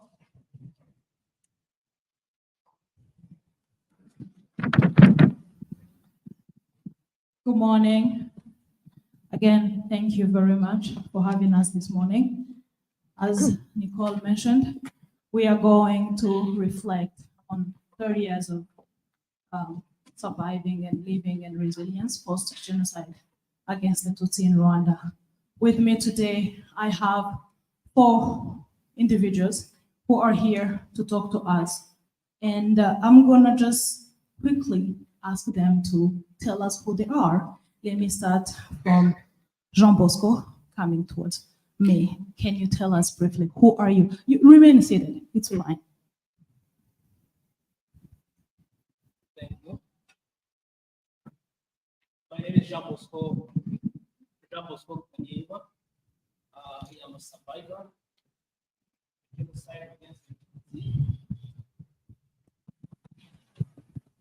Jean Bosco Rutagengwa. I am a survivor of a genocide against the Tutsi, and I am a founding member of Iuka. We founded Iuka in 1995. Happy to be here. I am an author. I wrote a book called Love Prevails, and I am always happy to be part of the commemoration and talk to our youth about the importance of keeping the memory alive.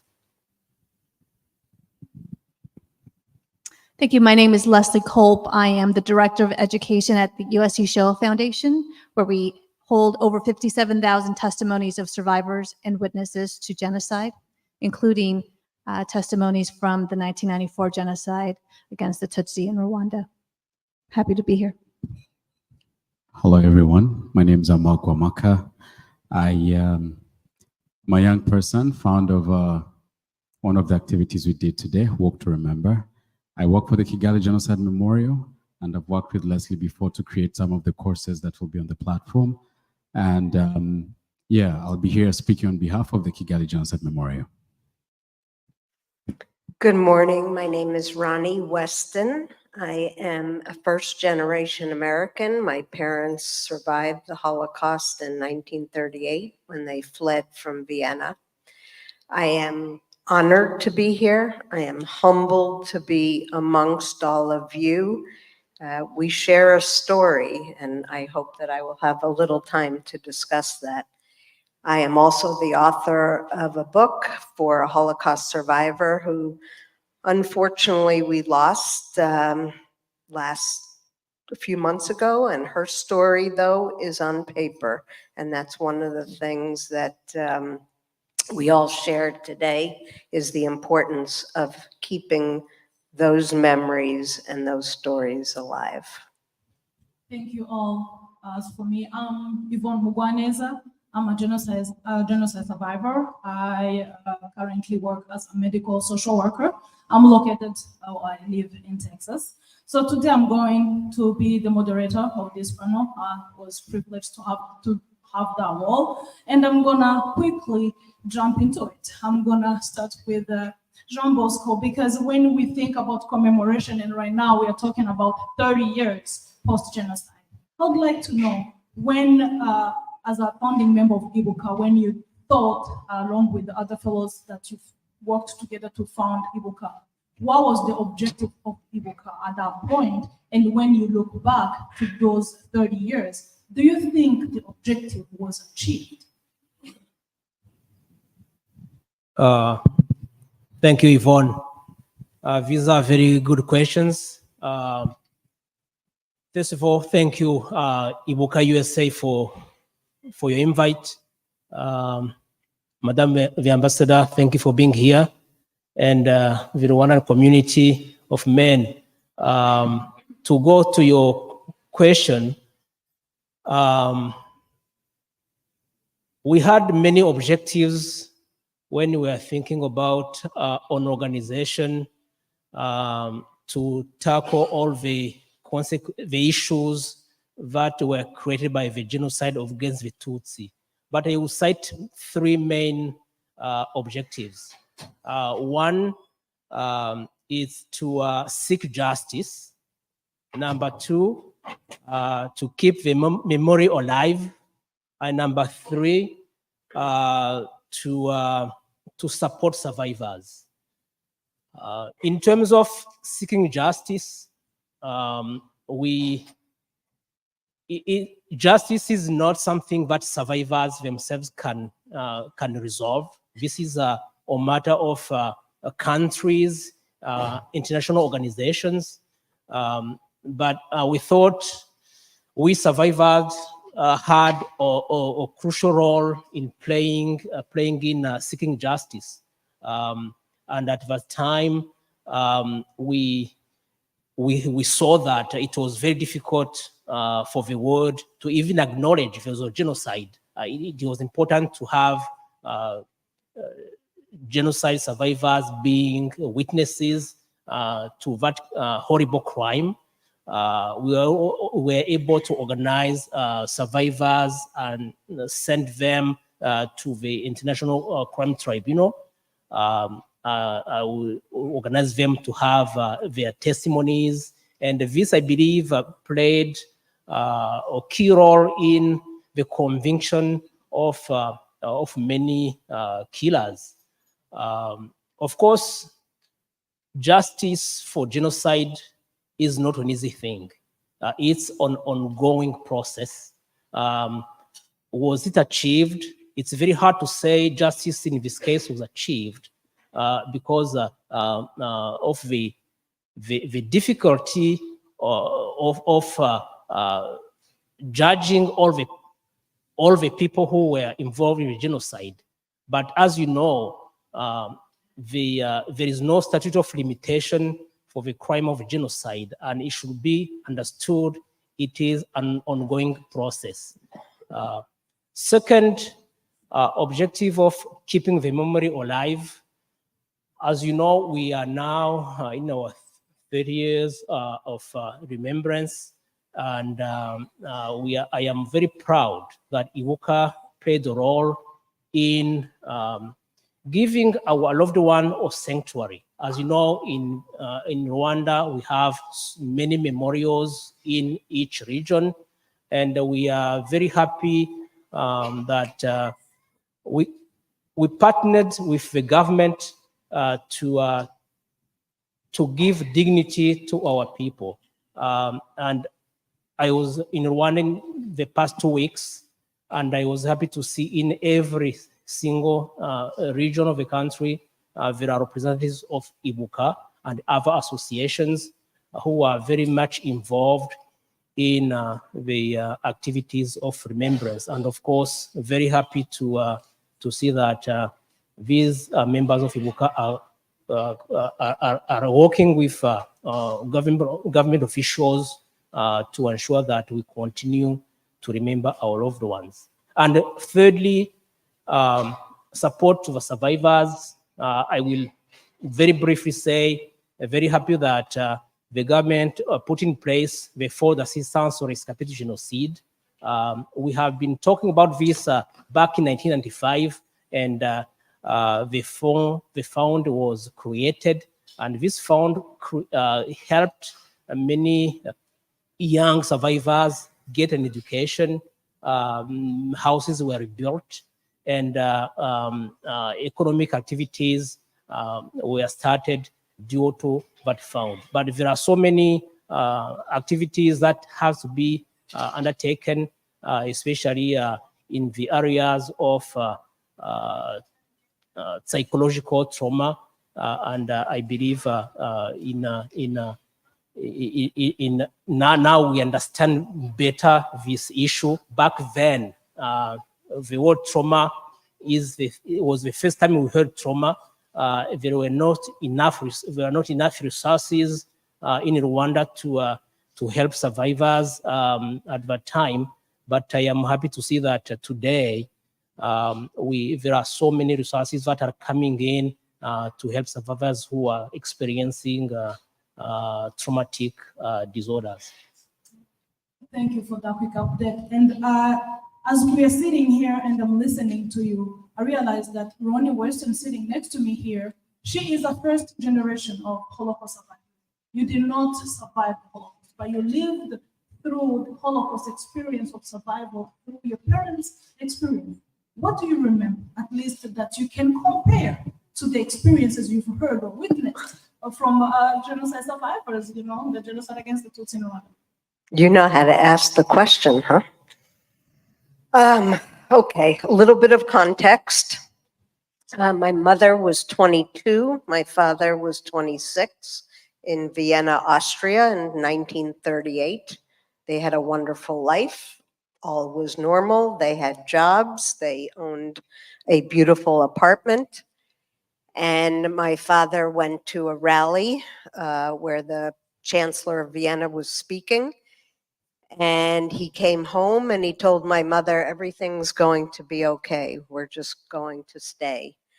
And at the ripe old age of 22, she said, no, we are leaving. We are packing tonight. And she was a wise woman. She has, she's had a lasting impact on me and my late brother. And they packed up. They called their friend and said, pack up, we're packing up our things. We don't know where we're going, but hopefully you'll get them to us. And they left with a backpack and walked into Belgium. They walked into Germany. But when their friend went to go get their things, he heard a knock on the door, and it was the superintendent with the Gestapo. And he said, the superintendent said, "Oh, those Jews left a long time ago." And their very good friend went back to his apartment, and all of his family was gone. So the abridged version is it took them 9 months of being hidden by wonderful, supportive, righteous people. They walked, they were smuggled, they were cared for, and eventually came over to the United States in 1939, not knowing the language, knowing very few people, but they made a life. And that life included me and my brother. They became very successful in their careers, and I lived a very good life. They did not talk about it much, but somehow we learned the lessons, and we learned the need to be responsible and to be aware and to what I call my charge in life, which are the Hebrew words tikkun olam, which means to repair the world. So while they did not share their journey, except 6 weeks before my mom died, she typed out this story. So I know it. I know it enough. But if I have a few more minutes, could I? Or no? We're going to come back? Okay. So she was talking about her parents, not talking about their experience. I think if you're sitting here and you're Rwandan, you know something about that. We do not talk about it, do we? We don't. But we have worked on making sure that our story don't die as we do. Mark, Kigali Genocide Memorial Center, you are working on preserving the memory. And this is what memorials are meant to do. They may not talk for you. Can you tell us how is that done? So the Kigali Genocide Memorial, we sort of memory keepers, just like you said. And our work pretty much is going into documentation, but also preservation of physical evidences of genocide, but also testimonies that we have. So for example, Dr. Cope talked about the testimonies that they have on the eyewitness platforms. Some of those Rwandans, some of the testimonies were taken by Rwandans in Rwanda, and others were taken by the USC Shaw Foundation here. So our job is to document all the evidences of the genocide, also the time leading up to the genocide, so that it can be consumed in a way that makes people want to go learn more about it. When you come at the Kigali Genocide Memorial, you'll go deep and understand part of that from the historical perspective, the actual happening of the genocide against the Tutsi, but also the overall goal to destroy everyone, which will be seen in terms of the young people. And then what we're also doing now is to make sure that it's accessed by everyone all over the world. So for example, for our audience who are here in America and have never visited the Kigali Genocide Memorial, you can be able to visit it through the virtual tour, which is on the Kigali Genocide Memorial. And that is to make sure that no one says they never learned about our own history, mostly for those who are seated in this audience. But beyond that, we're also creating and curating programs and educational programs so that different people all over the world can learn them in different places. So just like I said, let's use the Eyewitness platform. We have various platforms that we're working on, but we contributed to the work that is on the Eyewitness program. And some of that training is going to be available through our website. But beyond that, we have the Genocide Archive of Rwanda that researches on the genocide against the Tutsi. We have a Womono digital platform that equips parents like you who experienced the genocide on how to tell their children about the genocide, but also going to young people who are here in the room who'd want to learn more. So you can be able to also open your your own account and then go deeper. But also teachers. Are there teachers in the audience who are able to do that? So that also gives them that information. But above that, we also have the Genocide Archives of Rwanda that goes deeper to now help researchers themselves to understand the genocide, but also give them content with which they can research. Well curated with keywords, and you are among the people who curated that when you're still back home in Rwanda. So that's what the Genocide Memorial in Kigali does, but also helping other memorials to curate their own content. Like we worked with Murambi, also working now in Nharama, but also the Iuka one, which is in Kichukiro, where we partnered on different projects. So we have lots of things. I hope we get a chance to go deeper in details. Yes, Mark, I remember when we started to work with Shaw Foundation, I was working at Kigali Genocide Memorial Center at the time. It's been a decade on since we started to work on the genocide archives. By the way, for those who are not aware, Shaw Foundation is so far the only institution in America that has genocide archives. The genocide against Rwanda, the archives, they have them because they've been working with the Kigali Genocide Memorial Center. Again, I cannot speak to things that I've worked on about 10 years ago. I'm gonna just give the floor to Leslie Bob so that you can be able to help us understand why. Because when you talk about archives, eyewitness, people here might be like, what are they talking about? Help us understand the role of education in raising awareness and prevention and advocacy. How is that combining one access to those materials?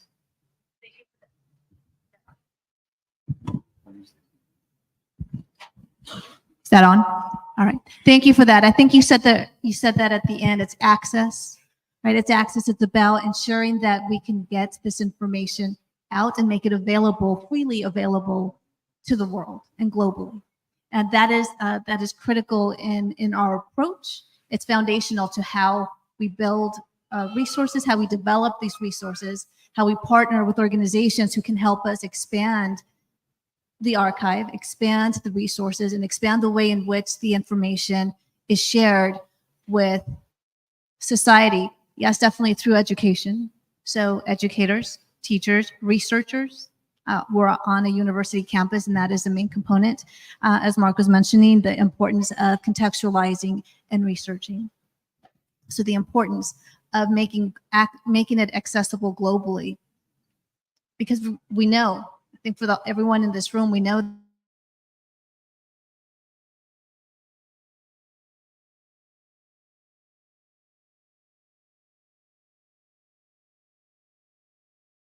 can ourselves become perpetrators in some form, the leading up to it.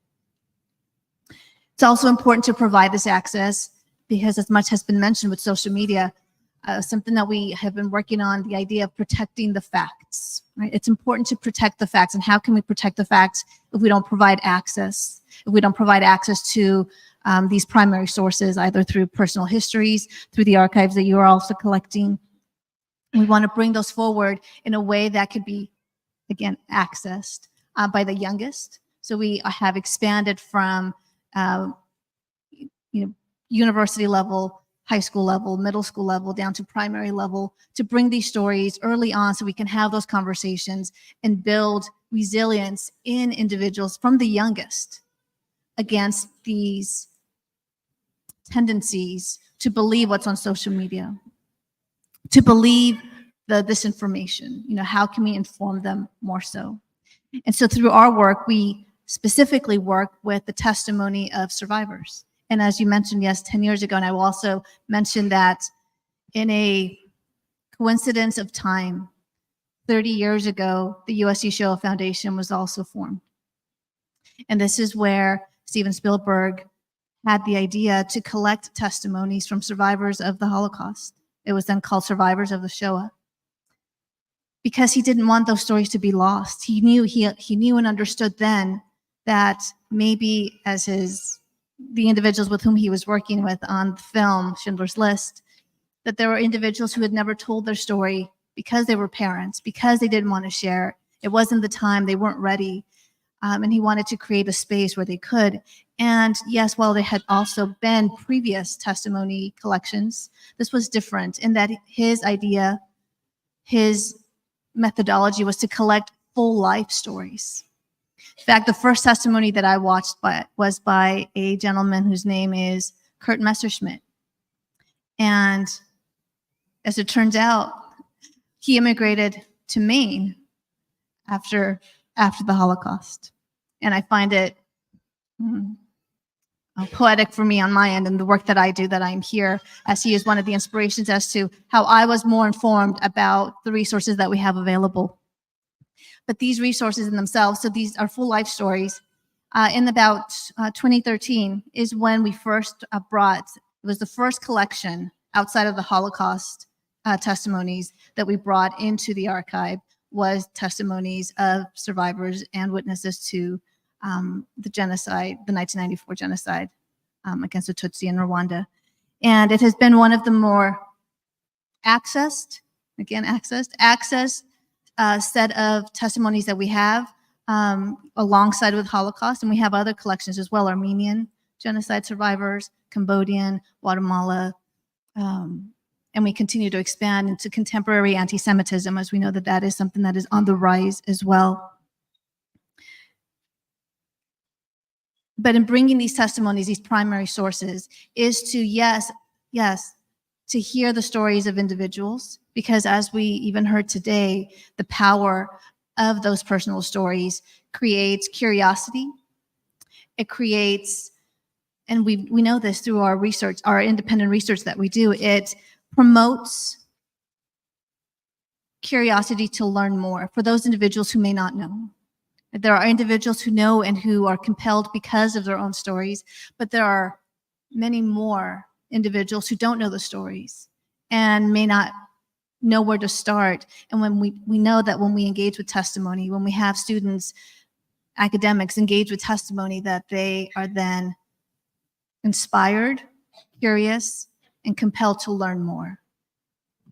That's a good thing to know. I feel like I'm going to come back to you in a minute just to see how to let people know how they can be able to access that information. Of course. And before I come back to you, I'm going to ask Jean Bosco.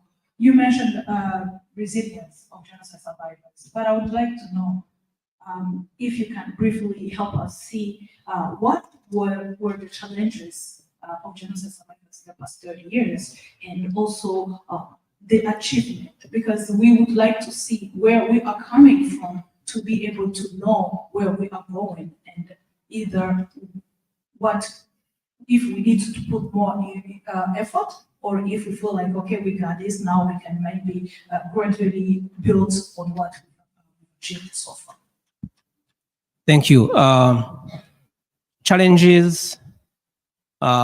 There were many challenges, and there are still many challenges. First of all, survivors were wounded physically and psychologically. And they continued and continue to carry the weight of these wounds. And this is a pretty heavy weight to carry on your heart. The loss of your loved ones. In many cases, survivors lost almost their entire families. But also, challenges are economical. As you know, not only people were killed, but also property was destroyed. And the impact of these destructions are heavy on and have been heavy on survivors. Losing property, as you know, their family was the support in our tradition. Anyone who has family has power, has support. Once that family is gone, you don't have the support anymore. And in addition to this, property was destroyed. I would say there are some particular groups that experienced heavy challenges, widows particularly, and the youth. We have seen children who survived were raising their siblings.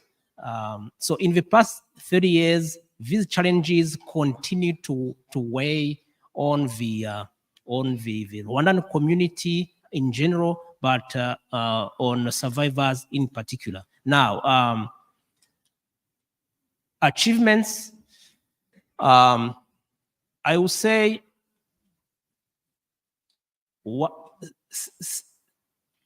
being standing and still functioning is in itself an achievement for survivors.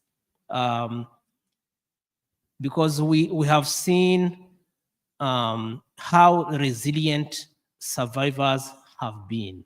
And being standing and being active members of a society is, I would say, a very remarkable achievement. But also, we know survivors had to rebuild their lives, rebuild their homes, rebuild their economic power, and live. Younger people have had to get an education. As I said, thankfully, we had the Fonds d'Assistance au Rescapé du Génocide created by the government, and many younger people were able to go back to school. Many still can't. It is an ongoing challenge, but at least I will mention that this was a possibility on these achievements. And in general, survivors continue to contribute to the reconstruction of their country. And we are seeing today the fruits of these efforts, of course, together with everyone involved in that process. And lastly, I would say survivors contributed to achieve, again, social cohesion. As you know, in 1994, this social cohesion was lost. Many perpetrators who killed were neighbors. They killed their neighbors. And you can imagine what happened just after the genocide. The social cohesion of the Rwandan people, which is the fabric from which the society is built, was destroyed. But I would say survivors really played the role in restoring this social cohesion by accepting to live with those who killed their loved ones, by accepting to forgive, and by being playing their role in peaceful coexistence. So this is, in brief, what I think it will be the survivor achievements. And lastly, maybe I can add something else. We told our stories, and this, I would say, is a gift to humanity. We have so many to share. We shared with the word, and we told them what we went through, and most importantly, we told them how we came out of it. And this is something I would say is a contribution to humanity that survivors continue to do. And I would encourage survivors to write down their stories, to share with the world, because believe me, the world has something to learn from us. Thank you. If I understand correctly, you are mentioning that genocide survivors refused to die. They accepted to live, and they fought to rebuild themselves as they were contributing to the country. I feel like that's a summary of what survivors have been doing for the past 30 years. But also that comes back to what, Ronnie, you mentioned that your mother did not speak, but she wrote down her experience before she passed. And I would like you to help us understand, what was the legacy that you remember, or even the lessons that you can share with us that we can also maybe apply to our lives as genocide survivors moving on? Thank you. Well, first I need to tell you a little story. So the lessons learned or the legacy was dictated by my parents sort of subliminally. And it was also dictated by our religion.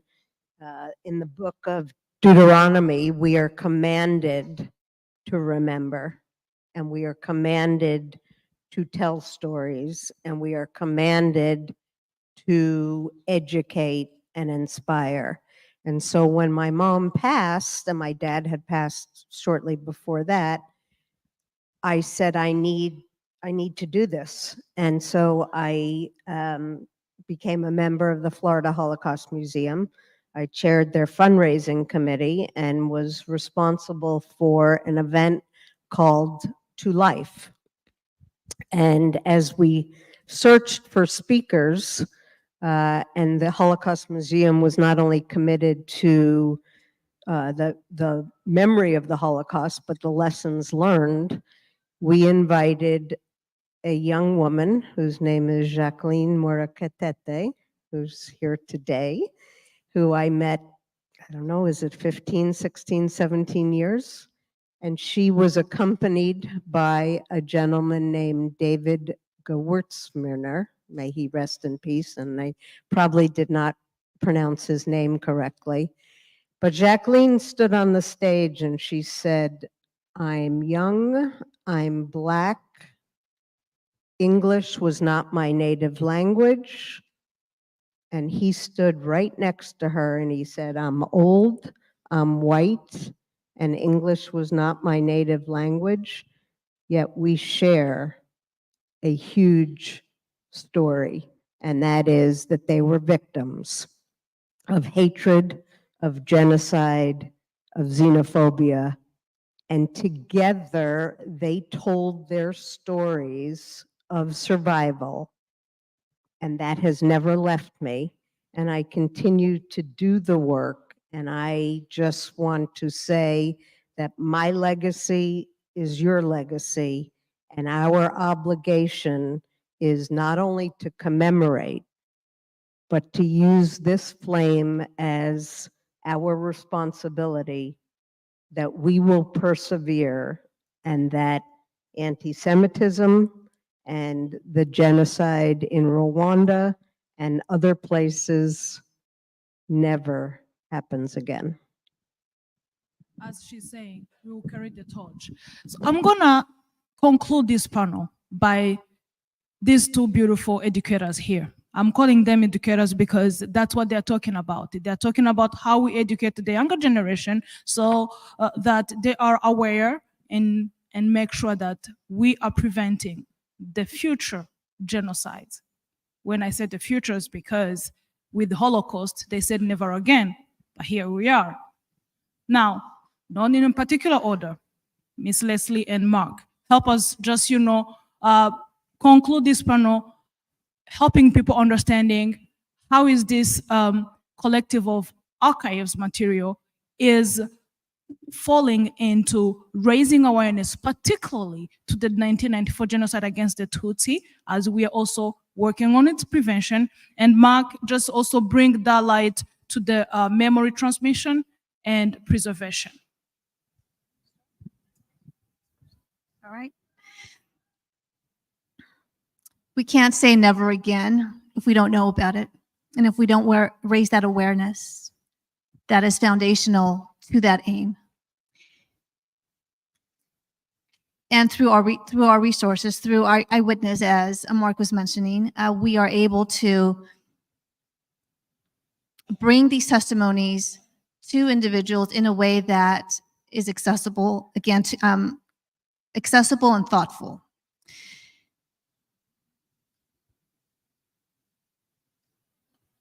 The way that we are making it in this particular archive, as I mentioned earlier, it is one of the second to the alongside the Holocaust testimonies, the testimonies of those who survived and witnessed the genocide against the Tutsi in Rwanda is one of the more accessed and popular go-to resources that we have available. So much so that now our partners, Echoes and Reflections, who focus on creating content specifically to teaching about the Holocaust, have now also created a resource that is teaching about genocide that features these testimonies in this history in particular. And with that, we know that we are reaching over 800,000 students across the United States. Through Eyewitness, we are reaching over 17 million students. One time I was asked, what is my goal for Eyewitness? What is my goal with testimony? And the idea was that every single human being on the planet has the opportunity to sit and watch a testimony. Because in listening to one story, you're transformed. And we see that time and time again in the way that students, academics, society members come in and are transformed by the stories. They are compelled to, they are transformed in how, in their actions, their agency is raised in wanting to do and make a difference because of the stories in which they have engaged. And so we are very proud that through Eyewitness and through our partners that we are expanding the reach and the awareness and the access to these resources in particular. Great. Firstly, how do we use the archival materials that we get? One, we create educational content that is going to be given to people all over the world. What is our goal? So that it can be known, but also create some of the values, and I'll talk about three. One is empathy, the second one is critical thinking, and then the third one is personal responsibility. Why are those very important? Firstly, because when it goes to, even when you listen to perpetrators of the genocide against the Tutsi talk about what they did, they'll say, we were told and we did. Or they'll say, we saw them do and we did. So we want to raise a generation where young people are able to think and ask themselves, why do I think the way I think? And what causes me to think the way I think?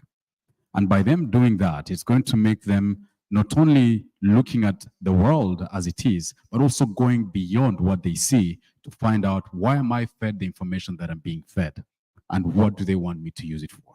So that they can be able to say, if they're teaching me hatred, now, should I go that way? Because now they're going to be empathetic, knowing that they can hurt just like the other person hurts. And if they understand that, then we'll be achieving our goal. And then the last part will be personal responsibility. Am I responsible for my life?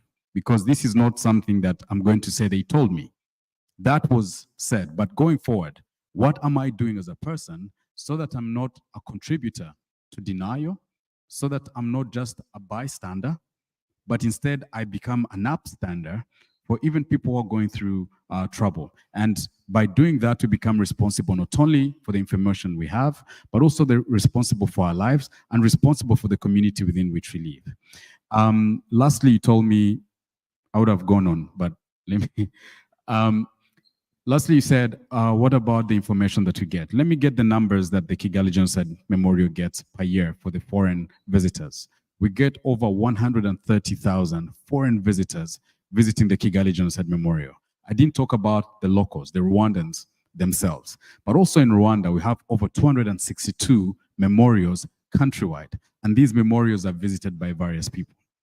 Now, the content is being improved over a period of time, and many people have access to the content. But we're going beyond and saying, how do we create educational content that they're going to engage with, but it's also transformational, but also how do we contribute to the anti-Tutsi rhetoric that is in our region, genocide denial that is being spread, so that whoever we equip is able to stand firm as they can hear that and identify it, but also be able to respond to what is going on. So the job is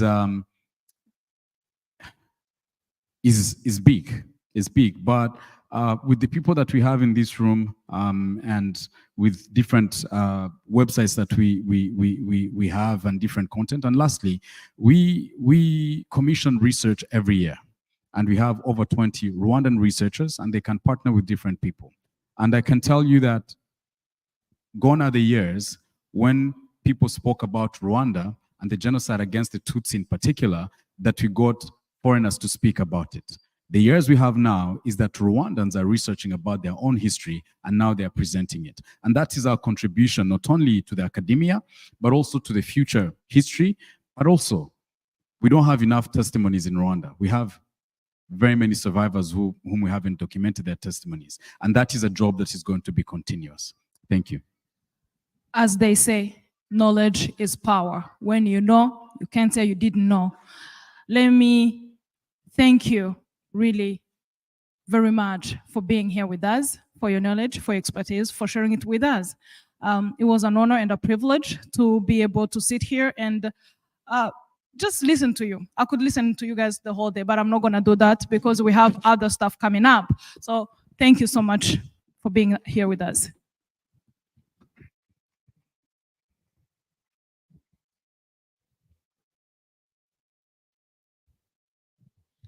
Thank you. Thank you to our esteemed panelists for their insightful discussion. I now have the honor of sharing a special message from Governor Janet Mills, who was unable to be here with us today due to schedule conflicts. Governor Mills has been a steadfast supporter of our community, and her words reflect her commitment to remembering the past and building a brighter future. Please join me as I read her message. Dear friends, thank you all for joining here to support survivors, uplift members of the Rwandan community, and reflect on the 30th anniversary of the genocide against the Tutsi. I am sorry I cannot be with you to mark this solemn day. Though it has already been 30 years since this tragedy occurred, it is still difficult to grasp the horrors that took place during those 100 days in 1994. Trying to understand how this happened and why the world stood back and watched as the genocide unfolded remains a painful and disturbing reality that we still grapple with. Today, the hard work of reconciliation continues. Groups like the Rwanda Community Association of Maine are doing the important work of supporting survivors, providing a sense of community, and making sure younger generations are aware of the atrocities that took place. By studying this history, listening to those powerful, painful stories, and gathering like you all are doing here today, you are doing your part to raise awareness and ensure no genocide will be allowed to take place again. On behalf of the people of Maine, thank you again for gathering here today to commemorate this important anniversary. I hope you have a productive and meaningful event. Sincerely, Janet T. Mills, Governor. Thank you. Next, we have a special performance by Maria Johanna. Her song beautifully reflects the themes of memory and remembrance, honoring the past while inspiring hope for the future. Please join me in welcoming Maria Johanna to the stage.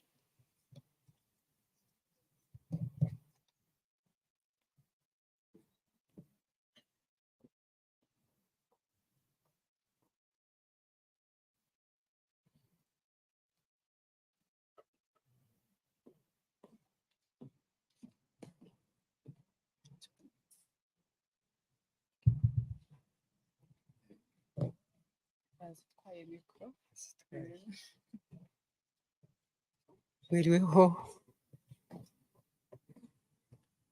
ndabashuhuje.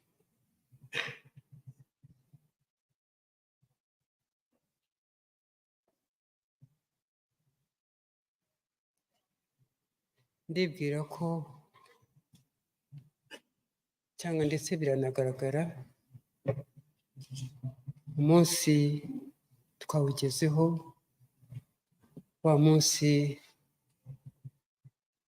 twibukiraho abacu, wa munsi leta yacu y'ubumwe yaduhaye kugira ngo dushobore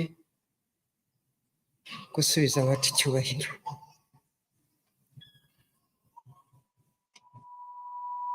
Kandi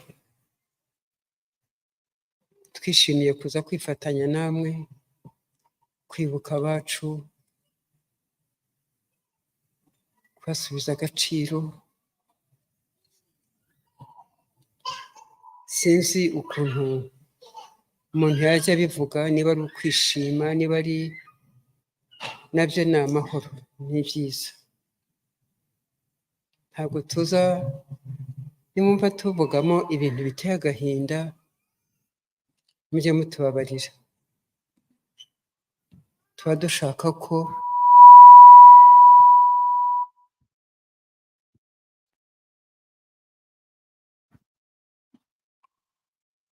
ntabwo tuba twaje kubyutsa agahinda, tuba twaje kugira ngo tubibuke.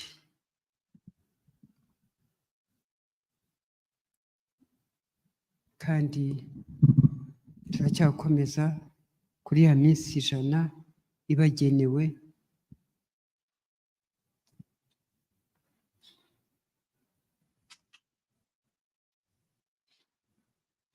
Reka tubibuke kuko n'ubundi ntitujya tubibagirwa.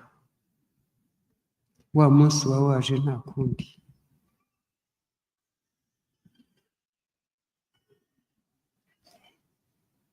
Munyarwanda nkwibutse se kwibuka, uhora wibuka uko mwana gato ukamwibuka, cyangwa se ukabibuka.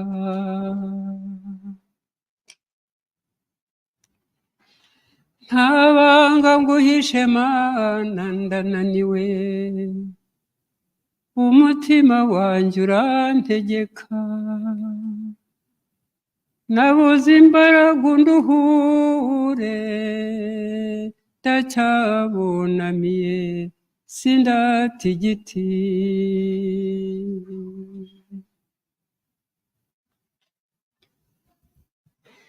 Nibuka bya bitambambuga nkaniha, urupfu bapfuye ni rubi, ba nyina bakojejwe isoni, ndacyabunamiye sindata igiti.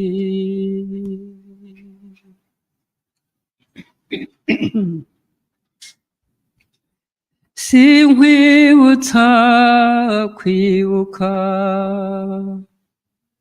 uhora wibuka uko mwana gato ukamwibuka,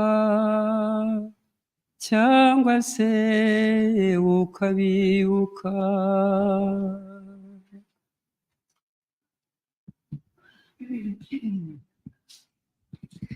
Abajugunywe mu manga n'inzogo ndabibuka,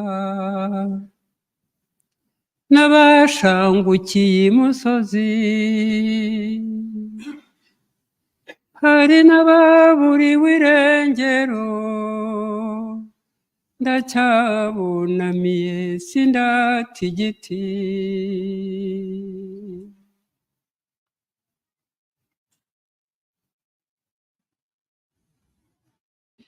Abo twahigwaga hamwe ndabibuka, sinihishe ngo nsigare,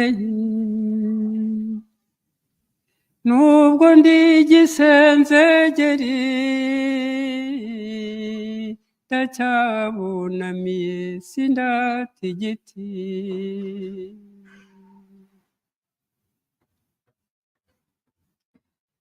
Sinkwibutsa kwibuka, uhora wibuka uko mwana gato ukamwibuka, cyangwa se ukabibuka.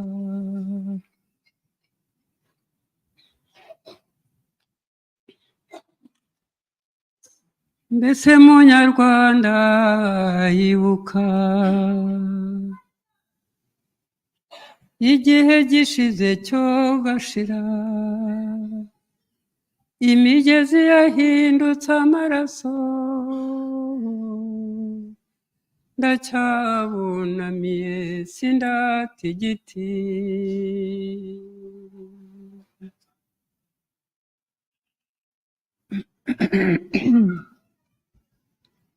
nari mfite umuryango munini urawibuka, wowe wari ufite abavandimwe, bose bazize akarengane, ndacyabunamiye sindata igiti.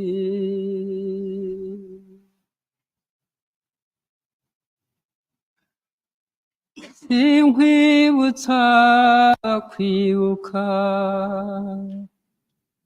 uhora wibuka, ukomwa na gato ukamwibuka, cyangwa se ukabibuka.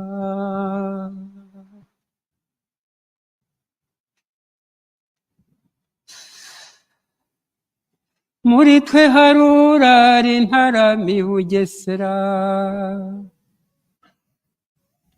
undi inzozi ze ziba Gisozi, hari n'abirirwa Bisesero n'abagorobereza ahandi nkaho.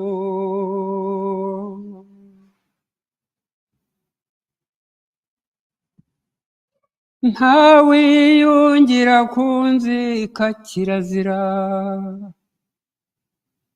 nta n'ubumwe burimo inzigo, ariko ukuri kurubaka, dusabe Nyagasani tuzunga ubumwe.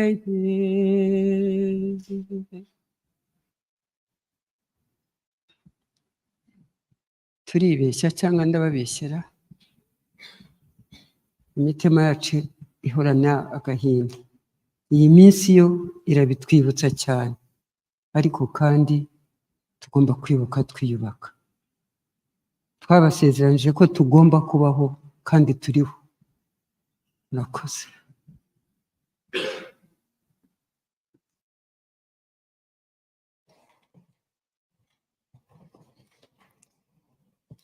Thank you so much to Maria Johanna for her beautiful message. Next, we will hear remarks from Yehoyada Mbangukira, the representative of USRCA. His insights and reflections are invaluable to our community. Please join me in welcoming him to the stage.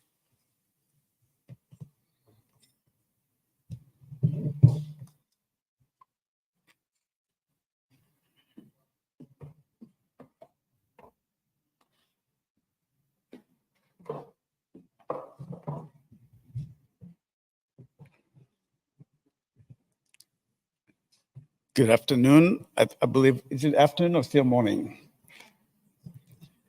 Good afternoon. Muraho.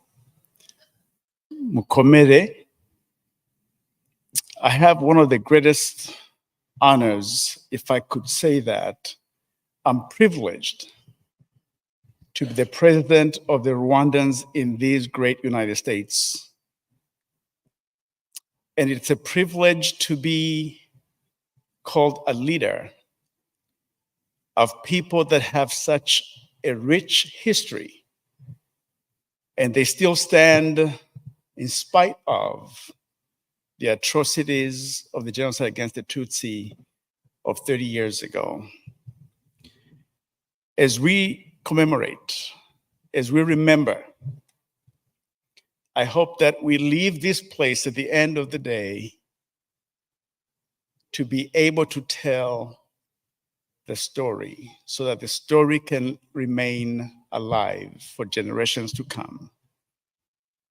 I am privileged as well to be a co-president of the Alliance for the Study of the Holocaust and Genocide Studies at Sonoma State University. On their behalf as well, I stand here. And also I'd like to thank the 29 Rwandan communities abroad here in the United States that are organized in clusters over the about 20, we're right now 29 associations. I want to thank each of those organizations for having held commemorations in their local areas, because we need the voices to continue telling the story and the stories. Preservation of memory is an obligation. It's not a suggestion. We must preserve the memories. And there are people who have yet to appreciate the depth and the breadth of the experiences. So you today and others listening have the obligation to tell the story, because preserving the memory honors those who have left and honors those who have survived the atrocities and live with the trauma that they live with. And so I urge my fellow Rwandans across the country to partner with the educational systems like the Shoah Foundation at USC and other places to continue supporting and giving these institutions the opportunity to archive and hear the stories. I thank the community here in Maine for hosting us, and to the leadership, mayor, the governor, and the other dignitaries here, we thank you for having us here. In a few months, there will be a conference in Houston, Texas as well, called the Voices of Resilience. That'll be August 2nd through the 4th, and more information will be coming. One of the privileges of being part of this community is that we have the partnerships that we've been blessed with. And with that, we want to thank you as well for being part of the Rwandan community. If I had the power, and I don't, I would make you all Rwandans, because you have stood with us. You have stood with the victims. You have heard the testimonies, and you help us tell the world, as Dr. Brown, you mentioned earlier, that there are people who are revising October 7th. This is as fresh as recent. Can you imagine what they've done to 30 years ago? We cannot let that happen. And that's why we're here, to continue doing the sharing and preservation of the memories in honor of those who suffer from the experiences and those who have left us. And I have to call out my dear sister, Console. You're such a gracious human being. I've heard your story several times, and I cannot imagine what you've had to go through. But your grace and strength and resilience to be here today makes it all worth it to have been in this place to hear you again.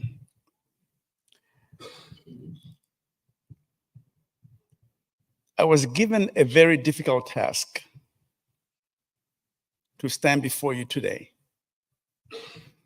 And the task is nearly impossible for someone like me to introduce to you the next person that's going to come on this stage. And that person is the Honorable Dr. Mathilde Mukantabana. If I could tell you what I know about her, I would ask you to call your friends and family. Will be here all day, because she's such a wonderful person. And what makes the Honorable Dr. Mukantabana a dear friend is that not only is she the ambassador to the United States from Rwanda, but also she has responsibilities for Mexico and Argentina, I believe, and at one time she also had Brazil.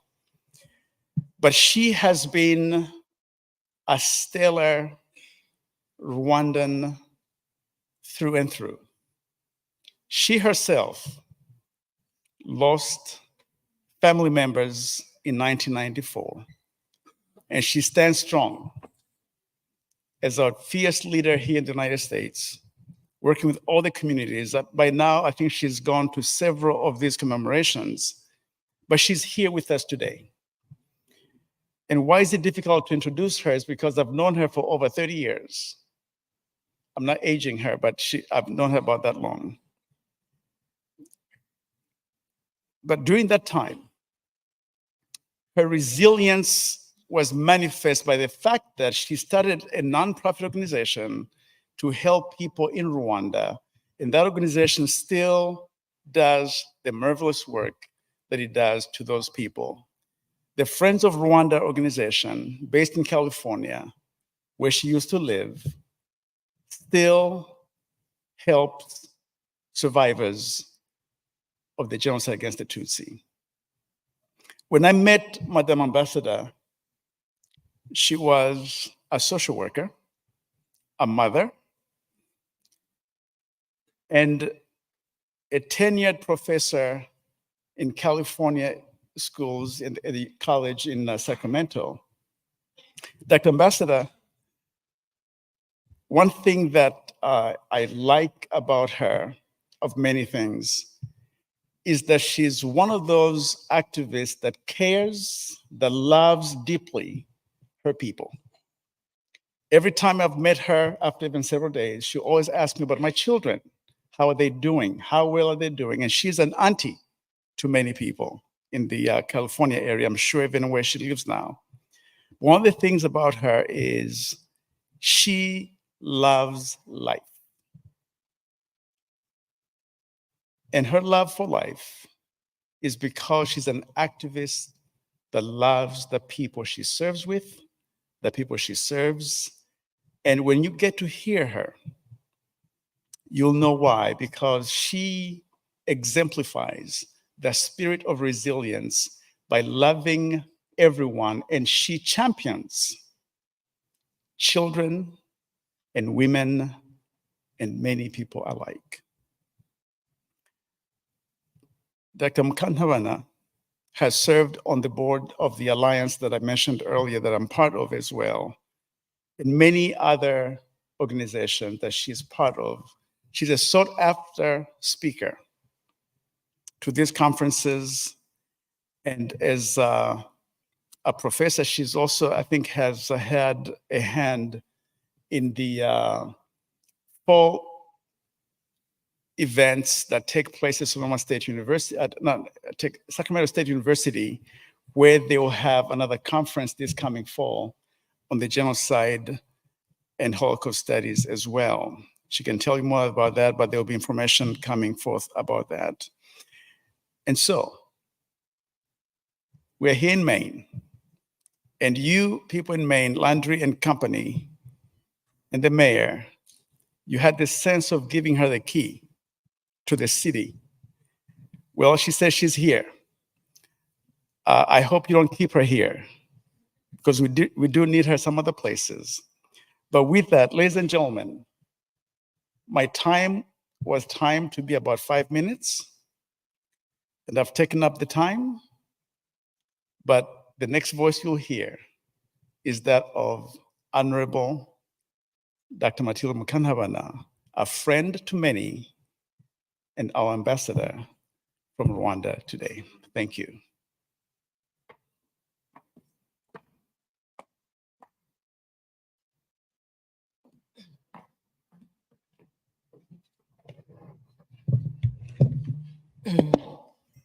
Mwaramutse. One of the things, the last one I'm going to give you, when I die, bring Yeho to give my eulogy. It's quite strange, but it's really an honor for me to be here. Thank you so much, Mayor. Pride. Let me start by saying that it's very difficult for me to speak after somebody like Console has spoken. It's very difficult. but at the same time, her courage and understanding that her voice lend voices to millions of other voices that we can't hear here today. It's a big sense of responsibility as well, and we praise you for your resilience and your courage. But let me start by acknowledging the city of Portland, South Portland, because when you began, I've lived in California for many years, but obviously you can hear my accent. It's because I've been everywhere. And the strange thing, when I started to teach in California, they were saying, you know why? There's what they call accent reduction. And it was freely open to us. So they were saying, okay, because you are going to be teaching to American kids, you need to bring your accent a little bit close to this.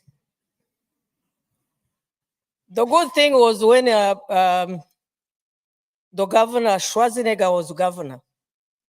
And you know how strong his accent was. So people were saying, but not only that, strangely enough, and my children were saying, you know, Mom, you needed to speak right. But for me, it was a choice we took, my husband and myself, who almost grew up in the US, but it was the only remnant of our identity.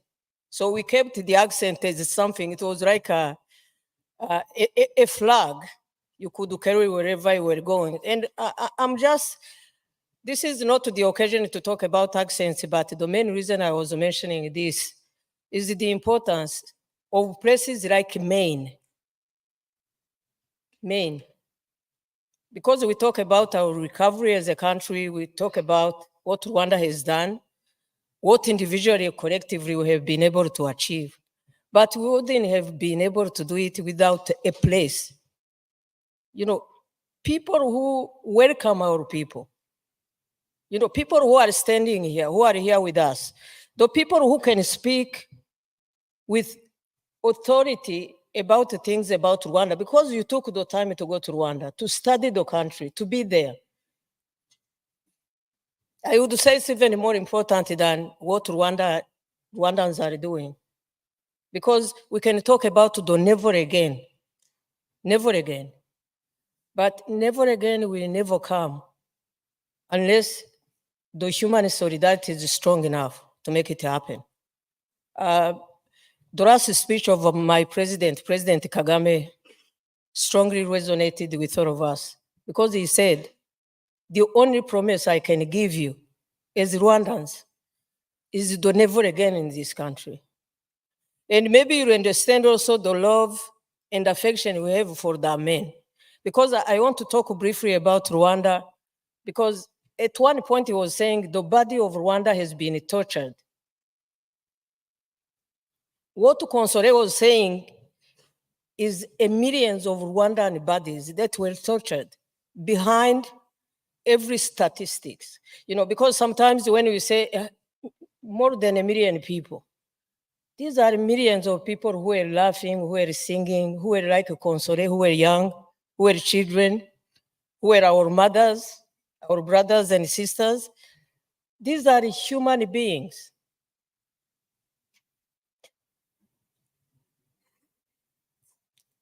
When genocide against the Tutsi took place, it destroyed everything you can think of, but more than human lives, in my view, it's also the essence of the people. It's the solidarity, it's the soul of the people. It was destroyed because our institutions failed. All human institutions you might think of, we are talking about the state. The state was the one that was sending people to kill. The church, you know, I grew up in the church, and quite frankly, I have to say also my survival as a young person running all over the country and living my own family at an age of 13.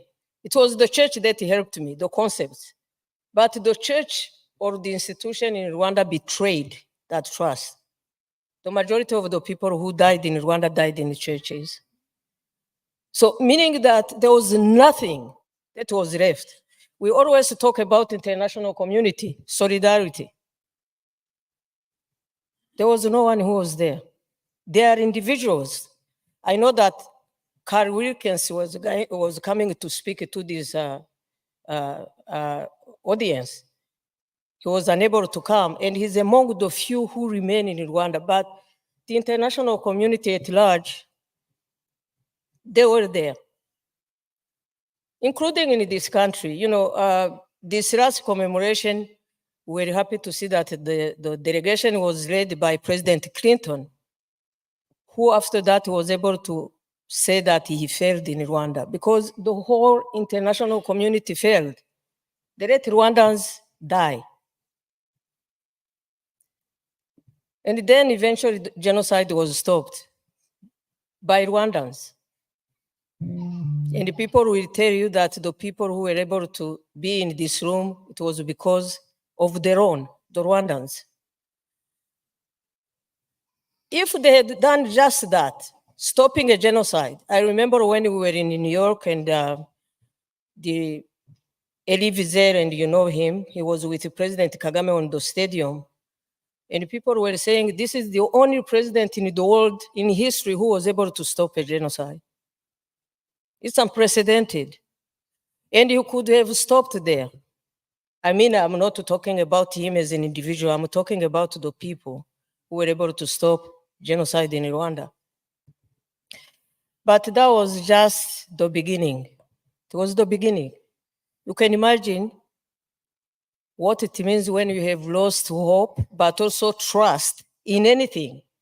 You know, Yeho is talking about me being the auntie of all the children, but if I run or those kids run to me and I kill some of them, you can imagine what to trust or how the children are going to be for their entire lives. So that's what happened. So for the last 30 years, Rwanda has tried to bring all the Rwandans together. We couldn't afford to say the good, the bad, or the ugly. We had to take grain and chaff and mold it to make a nation. And for that, we had to take, there was no template, there was no place, there was no example.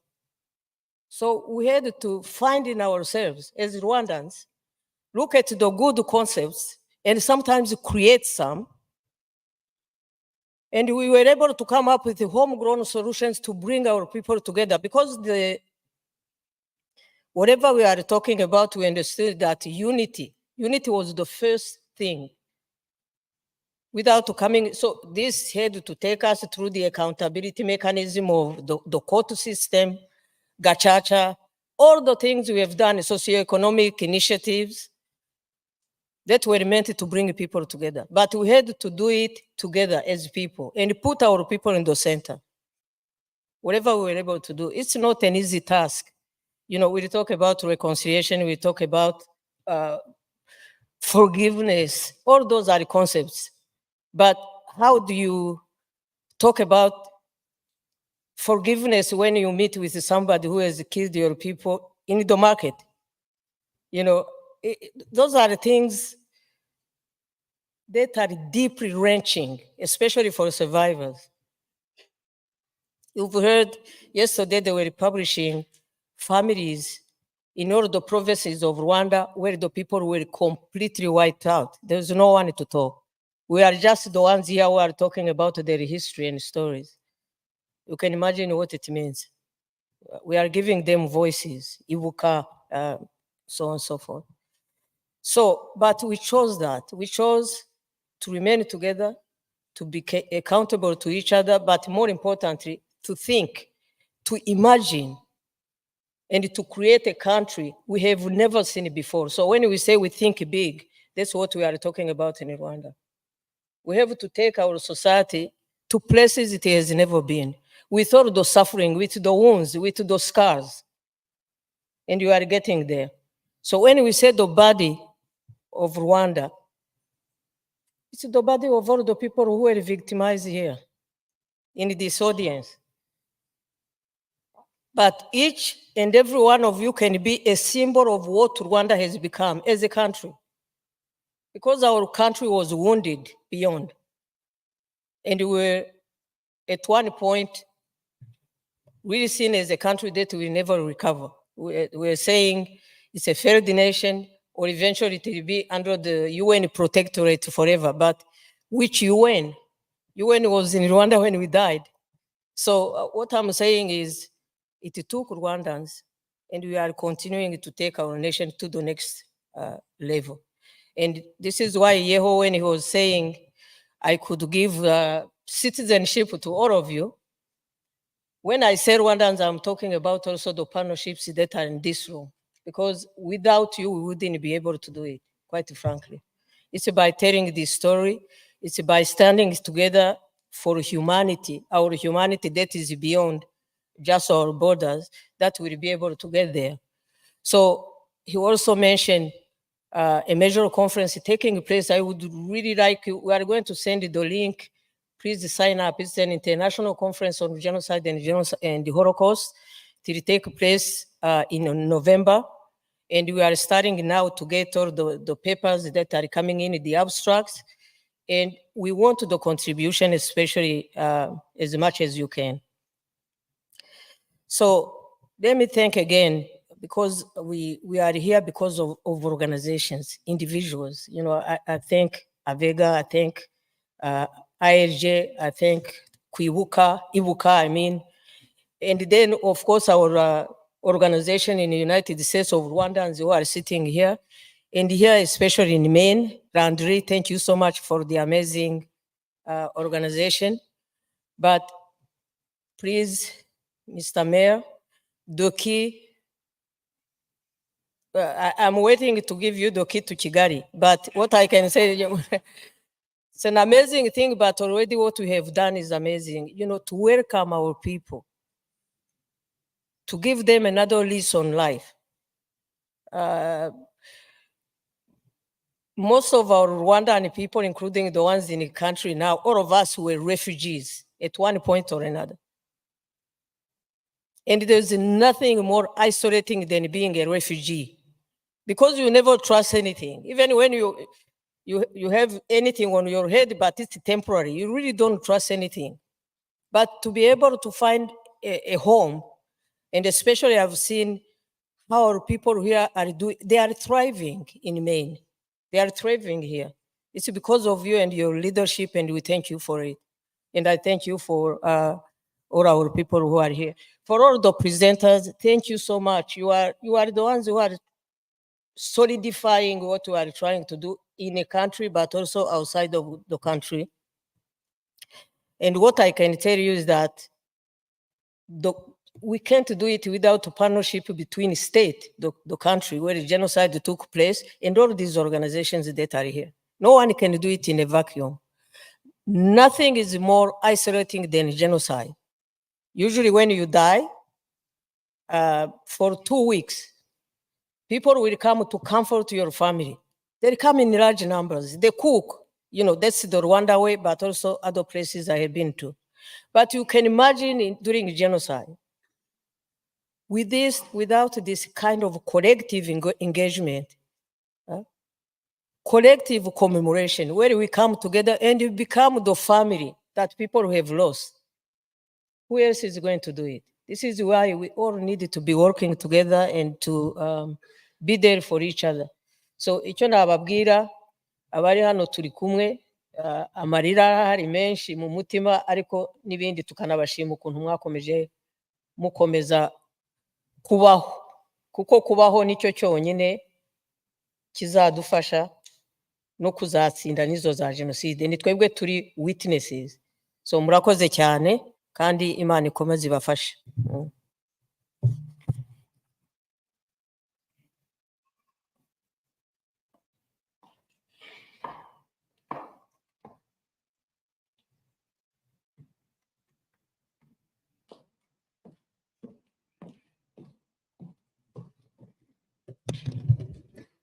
Thank you, Honorable Dr.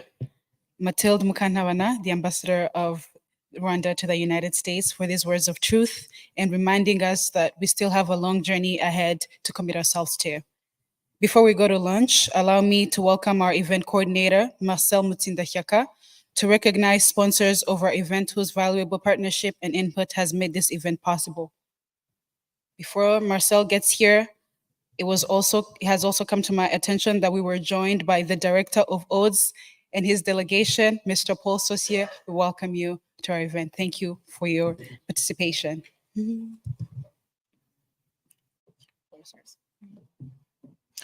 Again, thank you very much for everybody who managed to make it today. Thank you, Ambassador, and all other attendees who came to support us today. And in the name of Iuka, US, and the community of Rwandans, I want to thank all our sponsors who've been with us as we prepare this event. As you can see, we are here from different states. Some of us traveled hours and hours. Actually, some of us were saying that we traveled by plane, by train, by cars. The only thing that was remaining was by boat, but we made it. I want to thank our generous sponsors who helped us to make this event happen today. Also reminding you that this evening we have another portion that will be diving in very deep in the genocide awareness. After that, we'll even be able to recognize our sponsors in details. Thank you very much.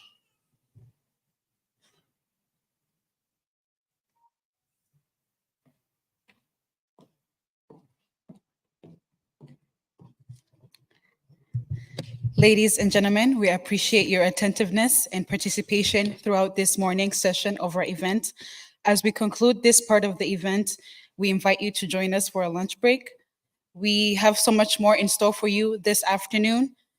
Please reconvene here as directed after our lunch break is over. I will now ask the protocol, as everybody else is sitting down, to please guide our distinguished guests to their lunch break, and then everybody else will follow as soon as we know more. Thank you.